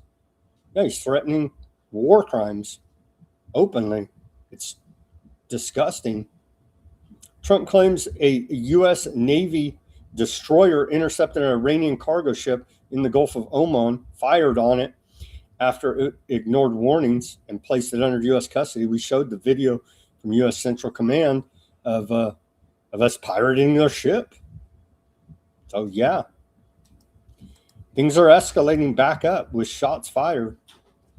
EU to expand Iran sanctions over Strait of Hormuz blockade. The European Union is set to broaden the scope of its Iran sanctions to target individuals and entities responsible for obstructing access to the Strait of Hormuz. Are they going to sanction Trump? Maybe they should. They definitely sanction Kushner.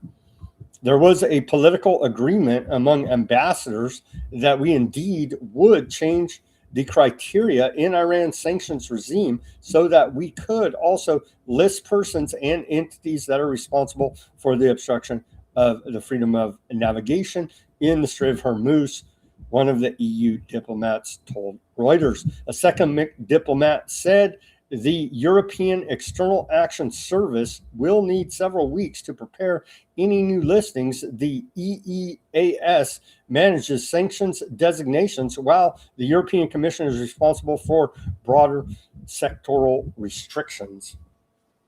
Sanction Trump. Sanction Trump.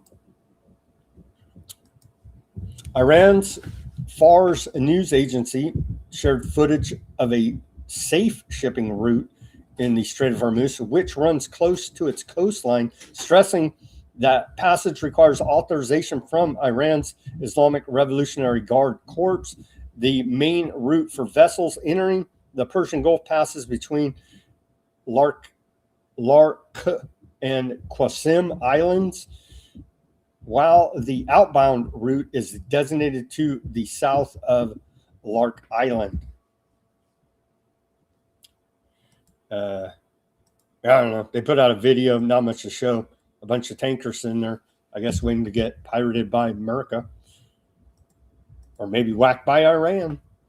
The forces of scarcity hitting Asia may soon spread across the world. The Asian Pacific was hit hard and quick by the war in Iran and its energy bottlenecks. Report out of the failing New York Times. Yeah, they're getting hit hard. They are getting hit hard there across the Asian Pacific due to the Iran wars, creating energy bottlenecks. EU, UN, and World Bank release Gaza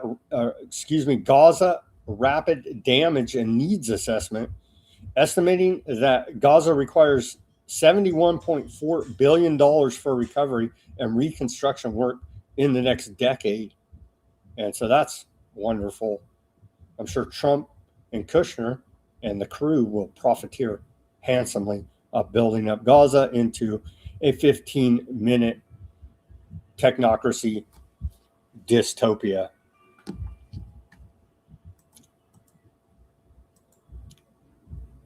on to. Did we skip something? I feel like we skipped something. Maybe we didn't. Maybe we didn't. No, we didn't. Okay, we're still on schedule. Continuing here. According to the UK Telegraph, exclusive interview, world faces new nuclear arms race. They're still selling us this, right? And so they're trying to say conflict and instability could prompt as many as 20 countries to pursue a bomb, says global nuclear chief Rafael Grossi. So now we have to go to war with all these countries because God forbid anybody have a nuke, right? Or no, just Iran. Just Iran, because they put out propaganda videos saying death to America. Oh, okay. I got it now. Oh, we've been at war with Iran for the last evers, right? 47 years. Let's see, they had a nice little chart on this, but it does it sometimes, I tell you. They, the paywall kicks in and I didn't break it. Anyway, I'm just not buying the whole end of the world thermonuclear war fear-mongering propaganda. Sorry. I'm just not buying it. Because I think with these maniacs, it would have happened already if they had the capability to do that. I believe these maniacs would have blown up the world already. And there's much other evidence that the story they tell is not quite reality. Not quite reality.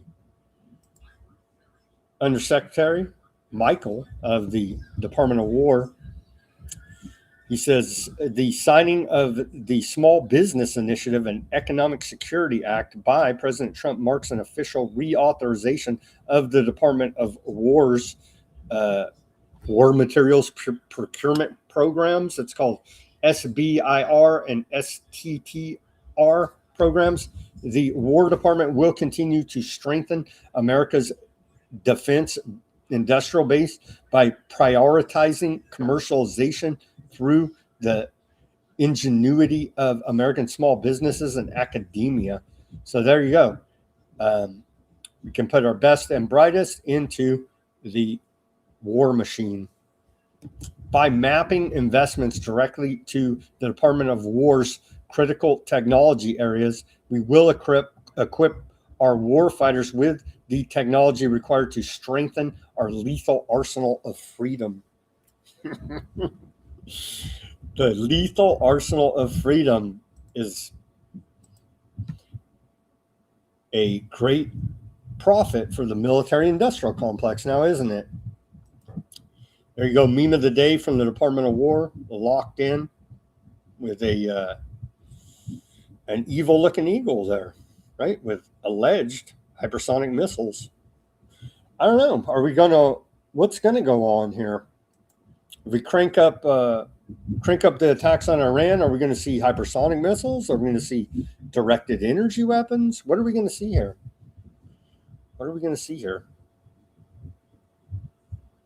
Military software company Palantir is calling for mandatory military service in the United States. National service should be a universal duty. We should, as a society, seriously consider moving away from an all-volunteer force, Palantir said. So they can profiteer off the wars that they help engineer, right? And so they want full wartime economy, full world war here now. National service should be a universal duty, they say. None of them are going to go get shot overseas, but they will, put you on a list here. Okay.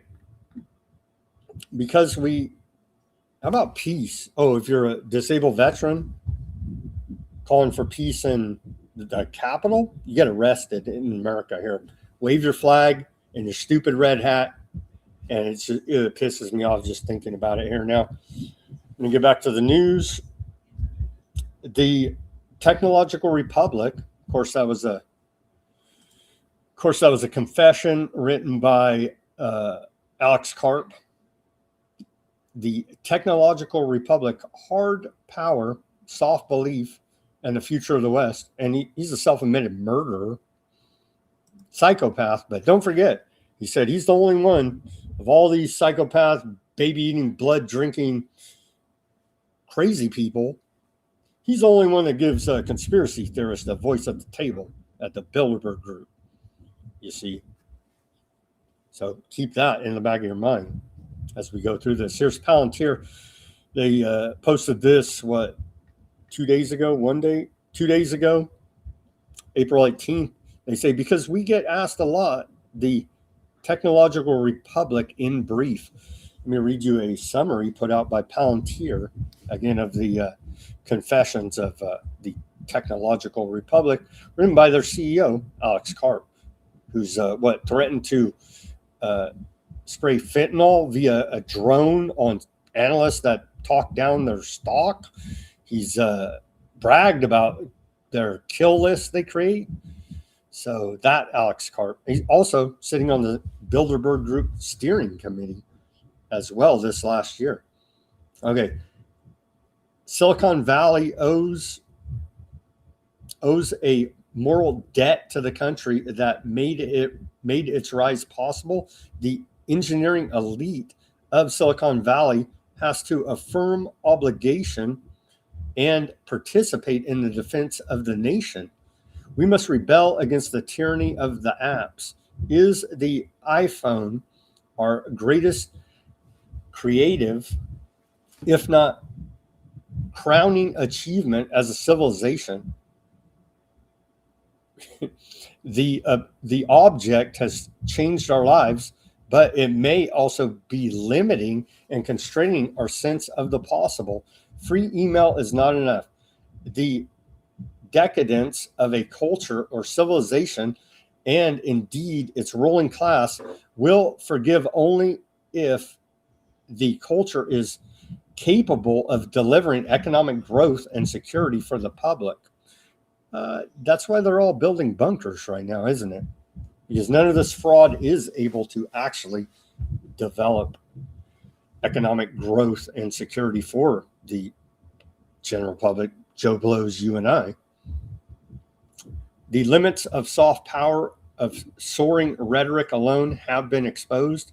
The ability of free and democratic societies to prevail requires something more than moral appeal. It requires hard power, and hard power is in this century will be built on software. The question is not whether AI weapons will be built. It is who will build them and for what purposes. Our adversaries will not pause to indulge in theatrical debates about the merits of developing technologies with critical military and national security applications. They will proceed. So nobody is going to take Terminator documentary as a big warning, huh? Skynet's probably live right now as we speak.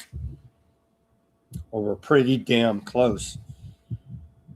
National service should be a universal duty. Well, thank you for signing up for to be cannon fodder there.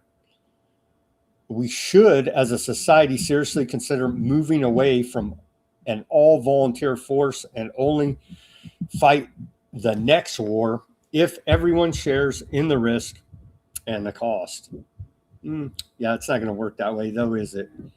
If a U.S. Marine asks for a better rifle, we should build it, and the same goes for software. We should, as a country, be capable of continuing a debate around the appropriateness of military action abroad while remaining unflinching in our commitment to those we have asked to step into harm's way. How about no more wars? That could be a big, I'm just putting it out there, Palantir. I know it's hard. I know that's your business model, but how about we stop shooting people? Public servants need not be our priests. Any business that compensated its employees in the way that the federal government compensates public servants would struggle to survive. We should show far more grace toward those who have subjected themselves to public life. Should we? I don't think so. They deserve no grace at this point for all the tyranny they've bestowed upon us. The eradication of any space for forgiveness, they don't get in trouble. There's no accountability anywhere in this corrupt system. A jettisoning of any tolerance for the complexities and contradictions of the human psyche may leave us with a cast of characters at the helm we will grow to regret. Yeah, complete psychopaths are in charge, have been for a very long time.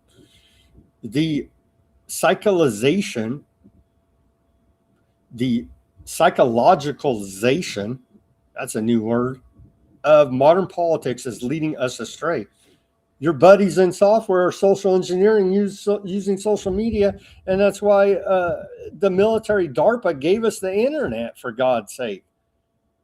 Those who look to the political arena to nourish their soul and sense of self, who rely too heavily on their internal life-finding expression in people they may never meet, will be left disappointed. Yeah. Don't put your faith in this corrupt government or any of these people working for it. Our society has grown too eager to hasten and is often gleeful at the demise of its enemies.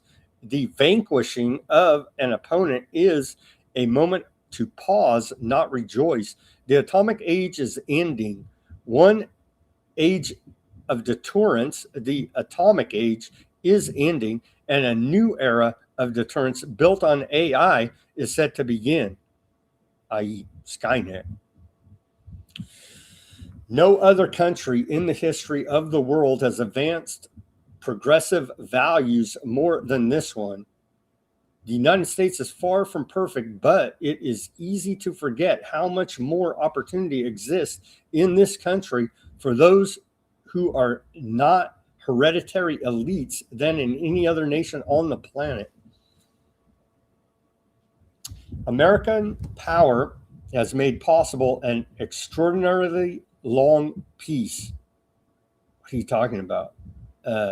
Too many have forgotten, or perhaps take for granted, that nearly a century of some version of peace has prevailed in the world without a great power military conflict. At least 3 generations, billions of people and their children, and now grandchildren, have never known a world war. The post-neutering of Germany and Japan must be undone. The defanging of Germany was an overcorrection for which Europe is now paying a heavy price. They did the same thing in World War I.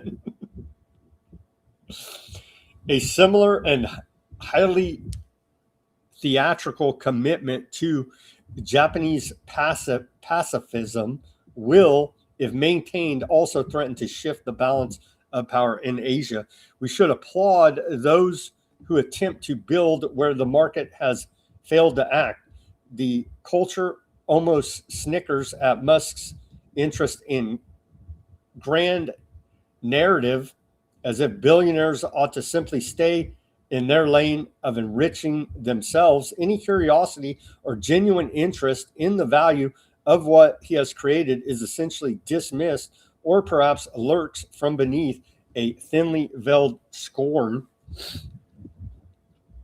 Silicon Valley must play a role in addressing violent crime, i.e. mass surveillance, the flock cameras, the cameras up everybody's rear end, satellites, FISA illegally spying on you, NSA gathering all your data. Sure, they're going to help with violent crime here now. Maybe we can have pre-crime, thought crime. Silicon Valley must play a role in addressing violent crime. Many politicians across the United States have essentially shrugged when it comes to violent crime, abandoning any serious efforts to address the problem or take on any risk with their constituents or donors in coming up with solutions and experiments in what should be a desperate bid to save lives. See, Palantir cares about saving lives. The ruthless exposure of the private lives of public figures drives far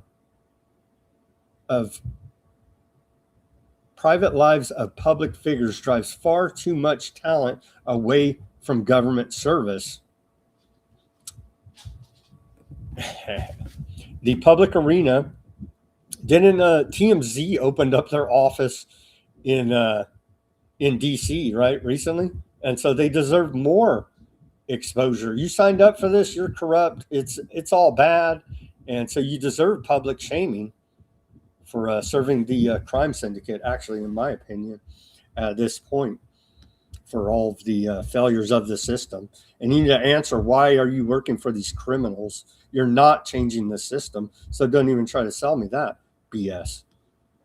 Continuing here, the public arena and the shallow and petty assaults against those who dare to do something other than enrich themselves has become so unforgiving that the republic is left with a significant roster of ineffectual, empty vessels whose ambition one would forgive if they were any genuine belief structure lurking within. The caution in public life that we unwittingly encourage is coercive. Those who say nothing wrong often say nothing much at all. The pervasive intolerance of religious belief in certain circles must be resisted. The elite's intolerance of religious belief is perhaps one of the most telling signs that its political project consummates a less open intellectual movement than many within it would claim. Shall we have the First Amendment? Yeah. Freedom of religion? No. Some cultures have produced vital advances, others remain dysfunctional and regressive. All cultures are now equal. Criticism and value judgments are forbidden, yet this new dogma glosses over the fact that certain cultures and indeed subcultures have produced wonders. Others have proven middling or worse, regressive and harmful. We must resist the shallow temptation of a vacant and hollow pluralism. We in America are more broadly the West have for the past half century resisted defining national cultures in the name of inclusivity, but inclusion into what? And that's a summary from Palantir CEO Alex Karp book, The Technological Republic, Hard Power, Soft Belief, and the Future of the West. And here's a Lego video. Let's see. Do we have time to play it? I think we'll skip the Lego video. We still have more reporting to get to. We're already past the 2-hour mark here, as that was quite a bit to go through, but I think worth it, giving us an insight into some of the Palantir thinking.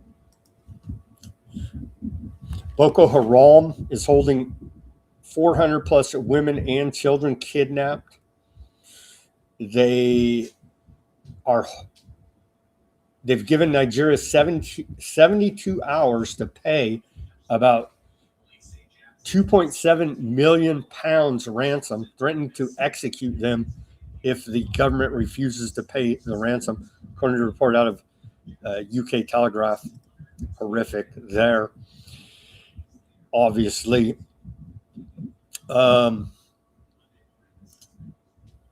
Alejandro Toro confirms the U.S. and Cuba teams met. He calls the energy blockade an act of economic coercion that is unjustified punishment of the population and a form of global blackmail against sovereign states exporting fuel to Cuba. Yeah.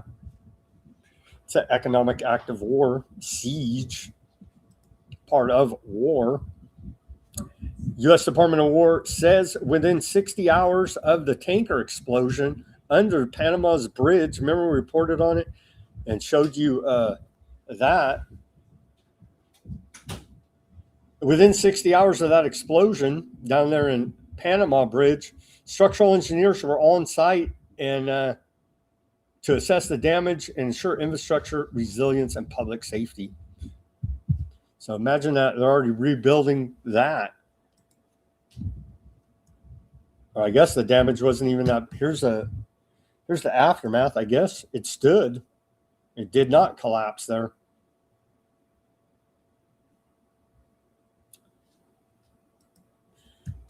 That fireball explosion on that Panama Bridge we showed, right?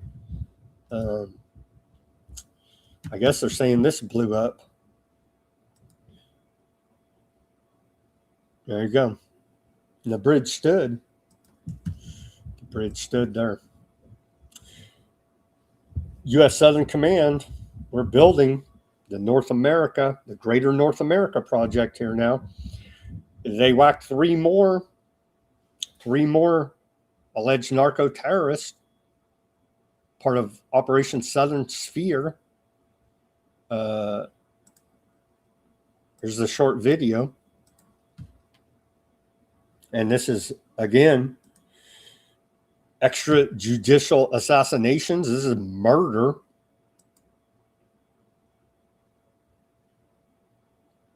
Boom, whacked them. And they're dead. No evidence. Just U.S. Southern Command saying they're terrorists. 3 dead in that most recent strike in the Caribbean.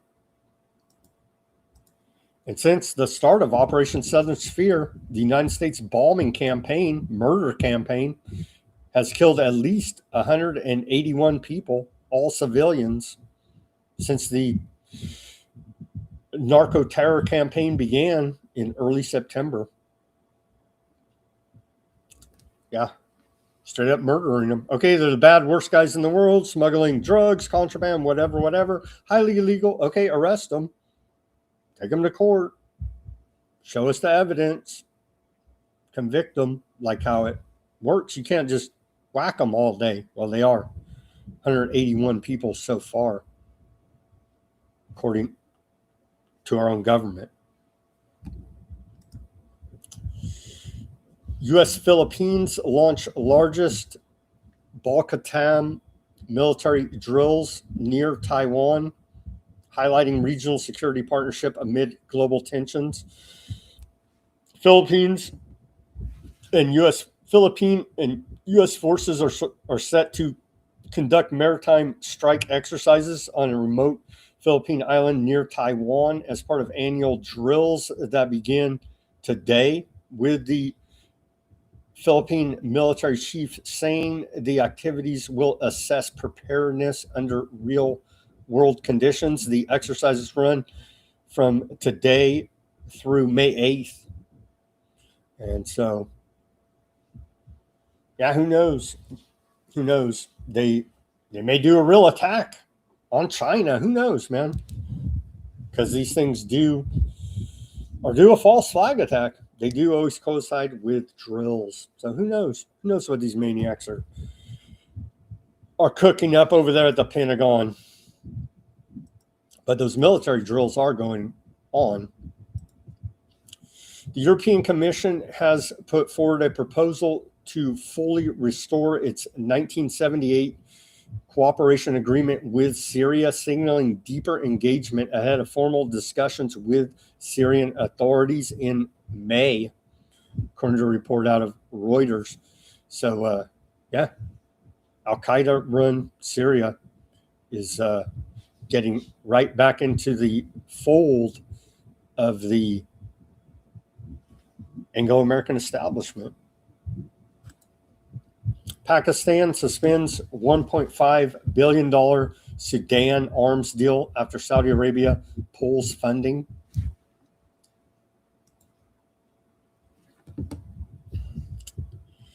Old Millet, aren't they have the same name? Malowski, however you say their stupid name.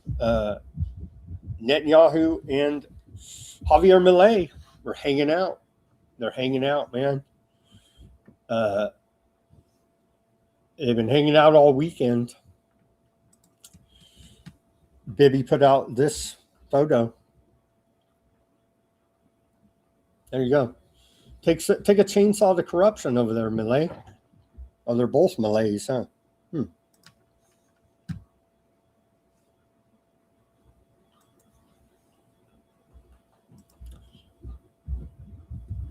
Let's see where we at here. We got a little bit more. Thanks for hanging with me. Aardvarkland says it foiled alleged Iranian plot to target pipeline and sites in Azerbaijan. Maybe they did. Maybe they didn't. They made that claim. Aardvarkland continues to carry out massive detonations and airstrikes in southern Lebanon. One of the latest ceasefire violations. So there's no ceasefire if they're shooting, right? But we play these games still. They're bombing the hell out of southern Lebanon. A bunch of pictures of smoke. 4 Lebanese injured in a Aardvarkland drone strike earlier today. That's Mint Press. Drop site news says Lebanon death toll reaches 2,387 since early March, since the ceasefire. Lebanon's disaster risk management unit confirmed Monday that at least 2,387 people have been killed and 7,602 injured since the conflict escalated in early March. I want to say around March 2nd. And strikes continuing today despite a 10-day Aardvarkland Lebanon ceasefire that allegedly started April 17th, but they whacked people right up into it and then right after it and continuing this morning. That's a ceasefire?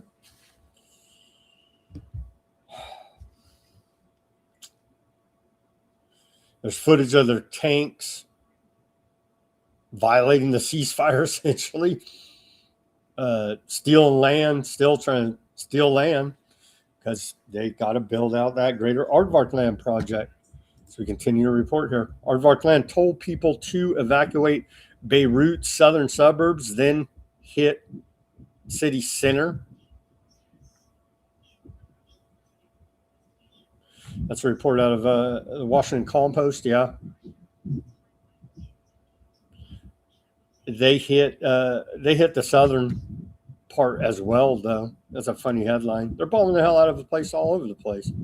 In downtown Beirut, the suburbs of Beirut, southern Lebanon, all over the place. Aardvarkland Channel 15 says the second face-to-face talks between Lebanon and Aardvarkland will be held Thursday in Washington with the participation of ambassadors, senior Hezbollah official, and Lebanese parliamentary man will be there. Yeah, we'll see. Not much hopes here, honestly, that these ceasefire peace talks are going anywhere because, again, the apocalyptic death cult known as Aardvarkland is hell-bent on their agenda, and nothing's getting in the way here now, obviously. Aardvarkland occupation forces have conducted controlled demolitions. Yeah, they're creating the apocalyptic hellscape, i.e. Gaza in southern Lebanon. Now, same routine that we've seen. That's a report out of the Cradle. Let's see. Yeah, just more reports of same routine, man. They're leveling the place. They cleared off over 1 million Lebanese off the land, ethnic cleansed them, and now they're going about scientifically and systematically leveling the place. And if you're still there, any humans, you're whacked. You're done, right? They don't care. They said, we gave you fair warning, leave or be leveled. And that's exactly what they're doing. All illegal, all war crimes. No one's aggressing against them. Hezbollah is standing their ground, trying to defend their land there. Yeah, they're damn terrorists, right? That's all we hear out of the propaganda.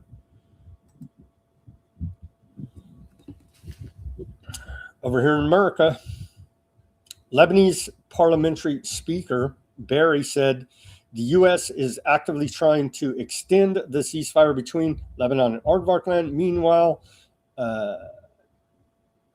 Lebanese President Anoun stated that bilateral negotiations will be handled by Lebanon through a delegation headed by Ambassador Karam, and no one will take part on Lebanon's behalf or replace it in this mission. I hope it all works out and it's wonderful. I have 0% chance that will happen. I certainly hope I'm wrong, and it does, but we can see they're hell-bent on their agenda here now. Aardvarkland claims ownership of Lebanese gas field after establishing Gaza-style yellow line border. It's same routine, creating the apocalyptic hellscape there. See, now they've check this out. Yeah, guess what? We own all of your natural gas here now too. This is part of the deal too. So they're trying to take all this. Oh, by the way, all out there too. You see, right? And so yeah, all that natural gas out there, we own that now too. That's right off your coast that we stole, and we're stealing all of this too. And all of this, and probably all of this and all of that.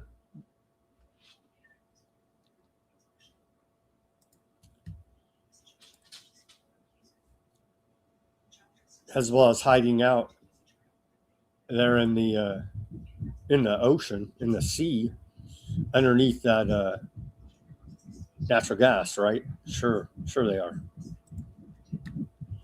This is a crazy story. Florida girl arrested for Bibby joke on WhatsApp. Let's watch this report. A Florida student was arrested and is now facing up to 15 years in prison for making a joke about Aardvarkland Prime Minister, Shadow President of America, Bibi Netanyahu. The student allegedly wrote, "Netanyahu, if you can hear me, drop some bonbons for us capstone students in the Ocean Bank Convocation Center." Investigators interpreted bonds as a euphemism for explosives. Wild. Let's watch this clip.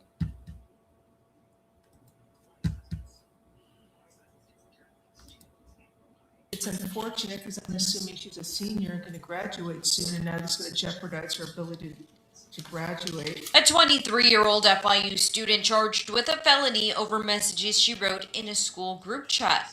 Gabriela Saldana facing a judge Thursday morning. According to her arrest report, this went down in a WhatsApp group chat of about 215 students, where students were discussing an event that was to take place Friday at the Ocean Bank Convocation Center on campus to make their capstone presentations.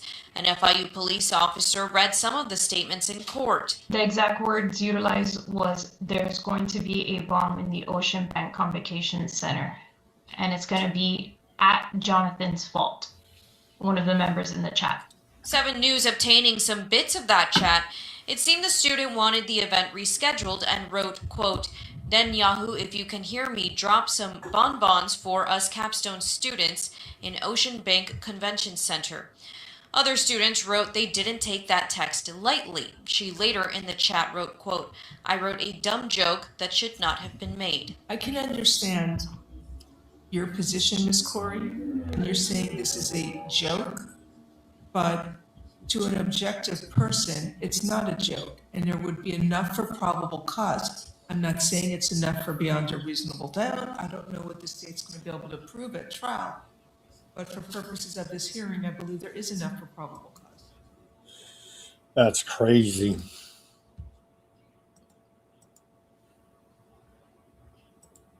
All right, continuing here, a few more stories, and we'll wrap up today.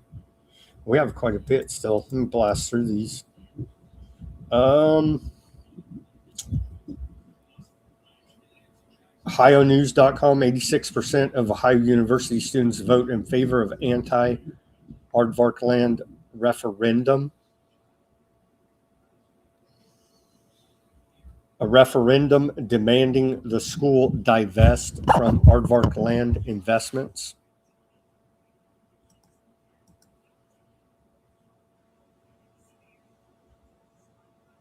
Hamas dismisses U.S.-backed disarmament plan as collective suicide. Yeah. They're not giving up their arms there. Just like Hezbollah is not giving up their arms either now. Aardvark land forces continued violations of the Gaza ceasefire. Yeah. They're still stacking Palestinian bodies there. The genocide continues. How many? 1, 2, I don't know, this report didn't, a couple of them. Tragically enough, let's see, targeted a vehicle.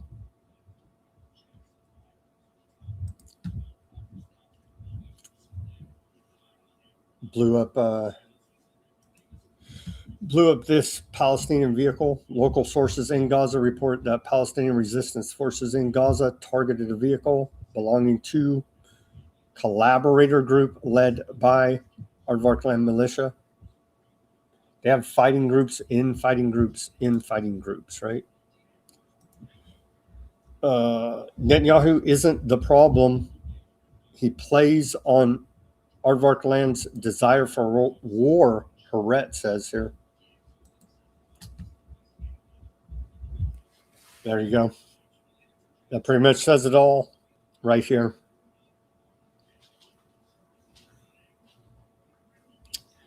In that Haaretz headline. They're telling us. All right, let's see. Some from Netanyahu says that they're part of spying on us. He says there's a sixth eye for the five eyes. So just putting it out there. These incredible weapons that we share with the United States. We produce intel that is invaluable for the United States. You're familiar with the Five Eyes, Patrick? You know what that is? You know all these countries that are part of the American intelligence system? Well, there's a sixth eye, Israel. It's a very powerful eye, and we share our intel with the American intelligence services, and that's why the bond is so strong. It's not only a bond of values of our common Judeo-Christian civilization. It's a bond of tyranny. So there you go. I think that's new. Did we know? We knew, but I mean, they're admitting it. They're part of it's six eyes now.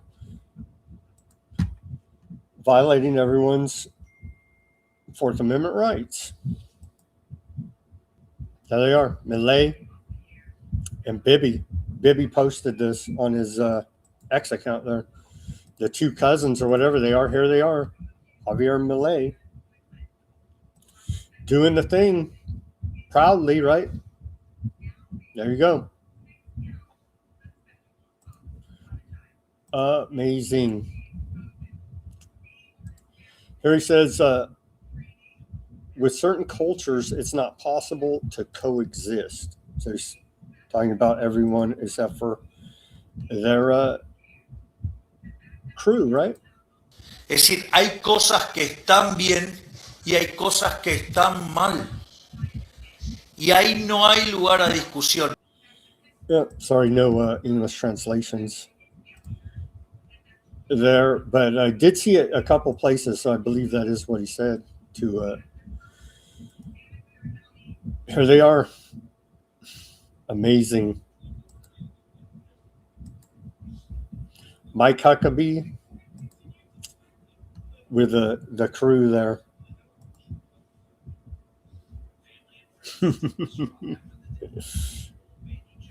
Amazing. Amazing. Let's see, here they are. Milei received the Presidential Medal of Honor from Herzog, a recognition of Argentina's courage in defending the state of Aardvarkland and freedom against barbarism. This government's diplomatic work has put us back on the map of global respect. Everybody says you're carrying out a genocide there, bud, in Aardvarkland. Everybody but America and Argentina. There you go.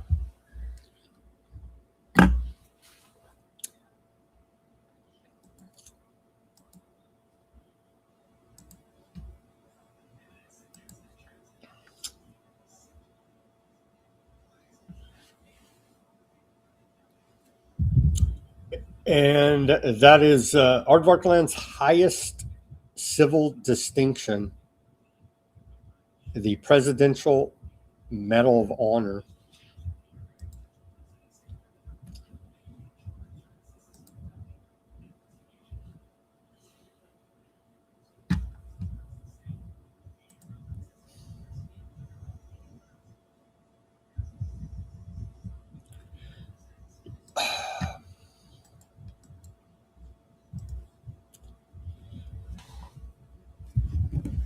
Hungary's new president says he would enforce the international arrest warrant against Bibi if he goes to Hungary. Magyar, Hungary's newly elected prime minister, says Netanyahu would be arrested if he visits Hungary. So he will enforce the International Criminal Court arrest warrant against Bibi. He says, I don't know. We'll see. Go there, Bibi, and find out. This one, Bibi slammed on social media over failed propaganda attempt to excuse Aardvarkland soldier smashing the Jesus statue. That's was one of the thumbnails. Aardvarkland refuses to prosecute soldier who destroyed statue of Jesus in Lebanon. There he is with the sledgehammer to it after they knocked it down. Right? Very Talmudic of them. We appreciate that. We appreciate that Mike Huckabee always leaves this part out of the story, right? That he tells us about how wonderful it all is. So we do appreciate the lies from Mike Huckabee and the rest of them.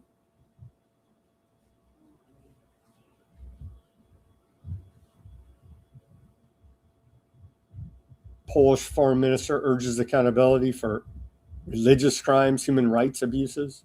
That's the least of our problems is them taking down that statue. They're killing people all over the place. Aardvarkland TV laments that the photo that we just showed you is bad PR for them, PR disaster. This does not look good for Aardvarkland, they say. See, they don't care about, they understand that it's Talmudic and it's their thing about them doing it, but they're like, we can't, it's hateful to even show it, right? To even question any of it. So, and they're like, wait a minute, people are noticing, right? That's all that matters is if you notice or not the actual act that they're doing. Aardvark fundamentalists increase attempts to smuggle animals into Alaska Mosque for animal sacrifices. Again, we're back in the Old Testament, eye for an eye. They're following the Talmud, so yeah. Trying to get in there and desecrate the Muslims' holy site and do their animal sacrifices.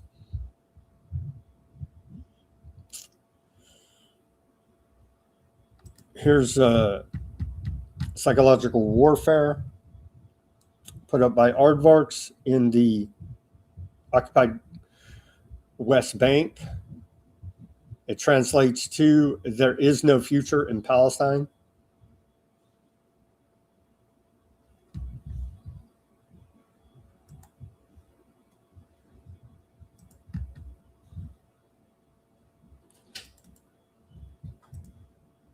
And then it's America Reads the Bible Week.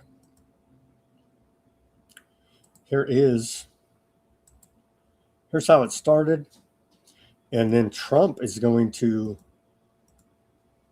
read us a apocalyptic Bible verse. Jesus Christ is the only star in the building.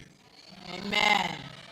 Everything revolves around him, and we are the grateful ones for his love, because the Father loved us so much that he gave his only begotten Son, that we would be with him not only forever in heaven, but that we would have heaven here on earth and give heaven to others.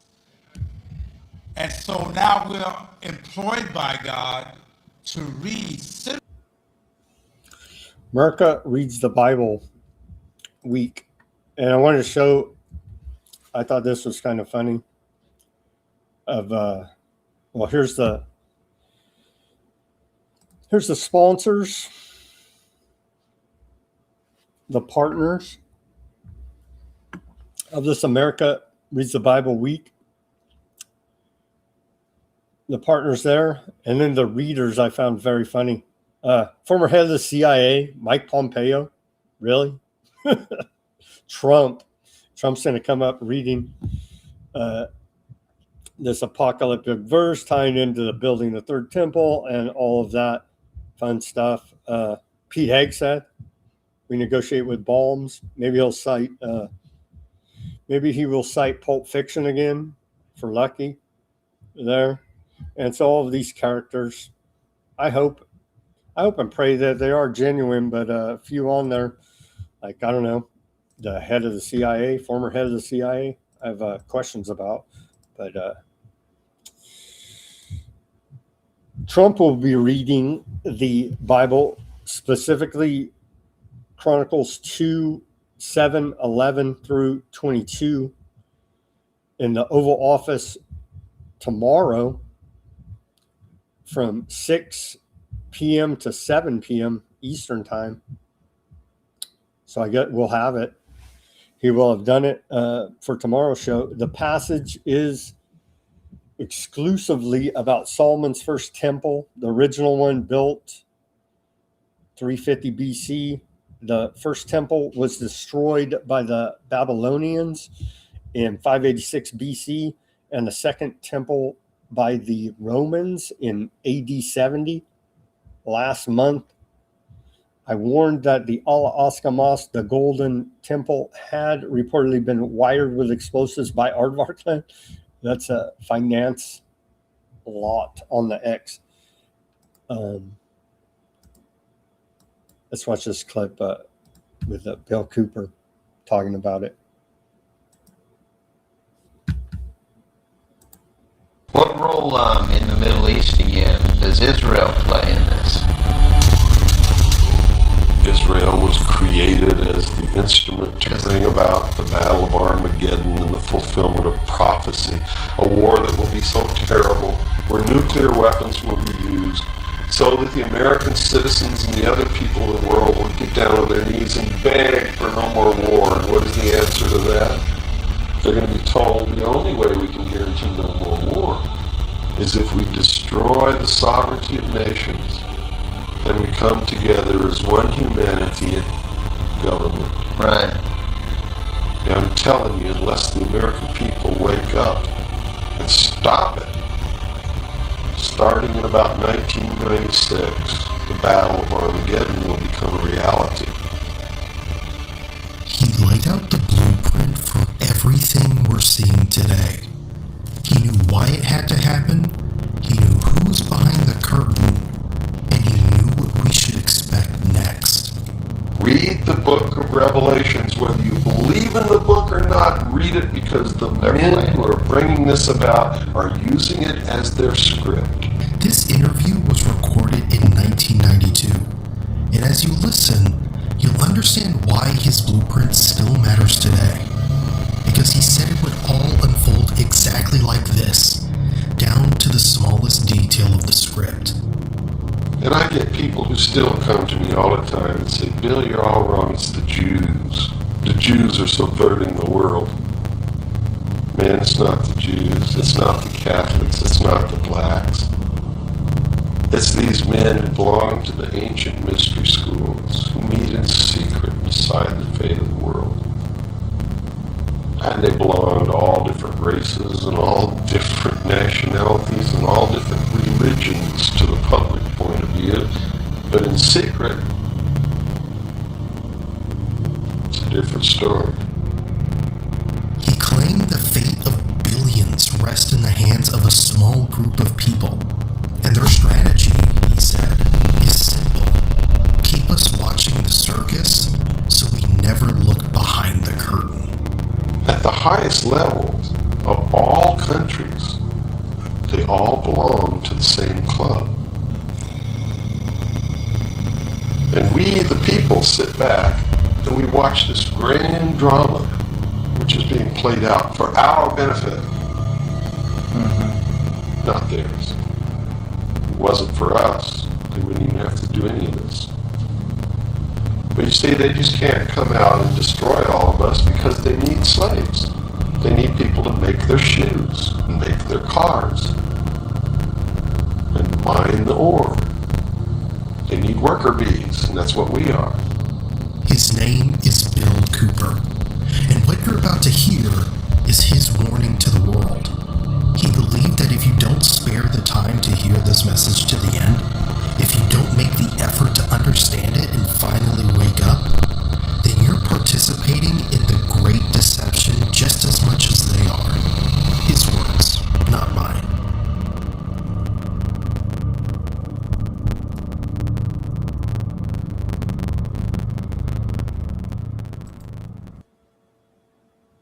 We'll just check that one out.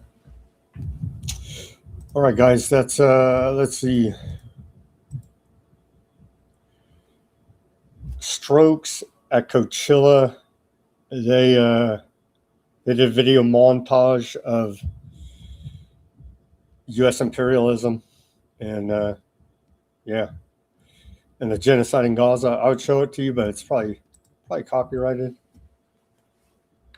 Let's take a look at Iran International. Let's see what's the latest headlines before we sign off on this broadcast. Uncertainty lingers over Iran-U.S. talks as ceasefire deadline nears. Iran diplomacy wobbles as factions compete to avoid looking soft on U.S.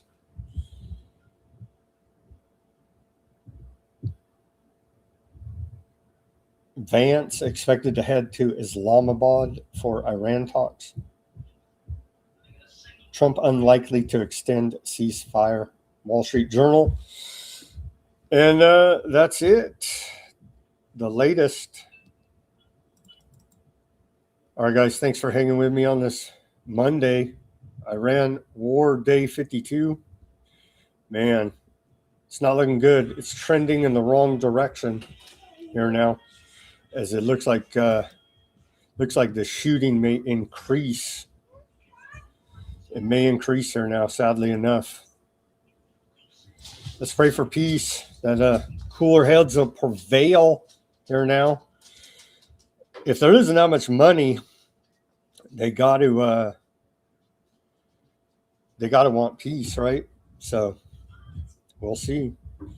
The rest of the world suffering as well. The third world is suffering as well. The longer the strait stays closed. All right, shout out to you guys on the Odysee. Gur, Danger, Nil, Huffman, Jan. Thank you guys for tuning in and chatting it up over there.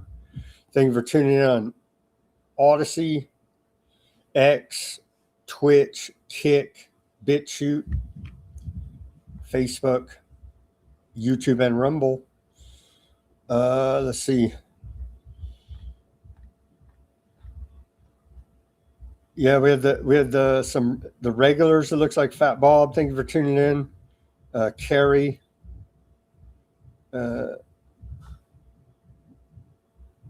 Let's see.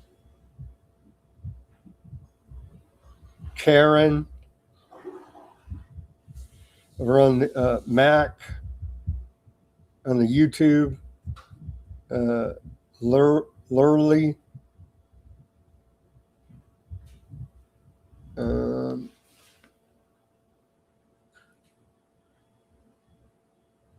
Let's see.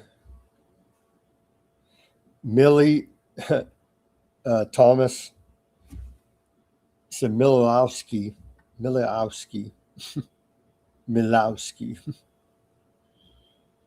all from Eastern Europe, right? All right, friends, thank you for keeping that chat lively on the Rumble and the YouTube. As always, everybody do your own research. Peace, love, and freedom. Speak out and take action. Have a great rest of your Monday evening. And we'll be back here on Tuesday for more Weaponized News. Let's pray for peace.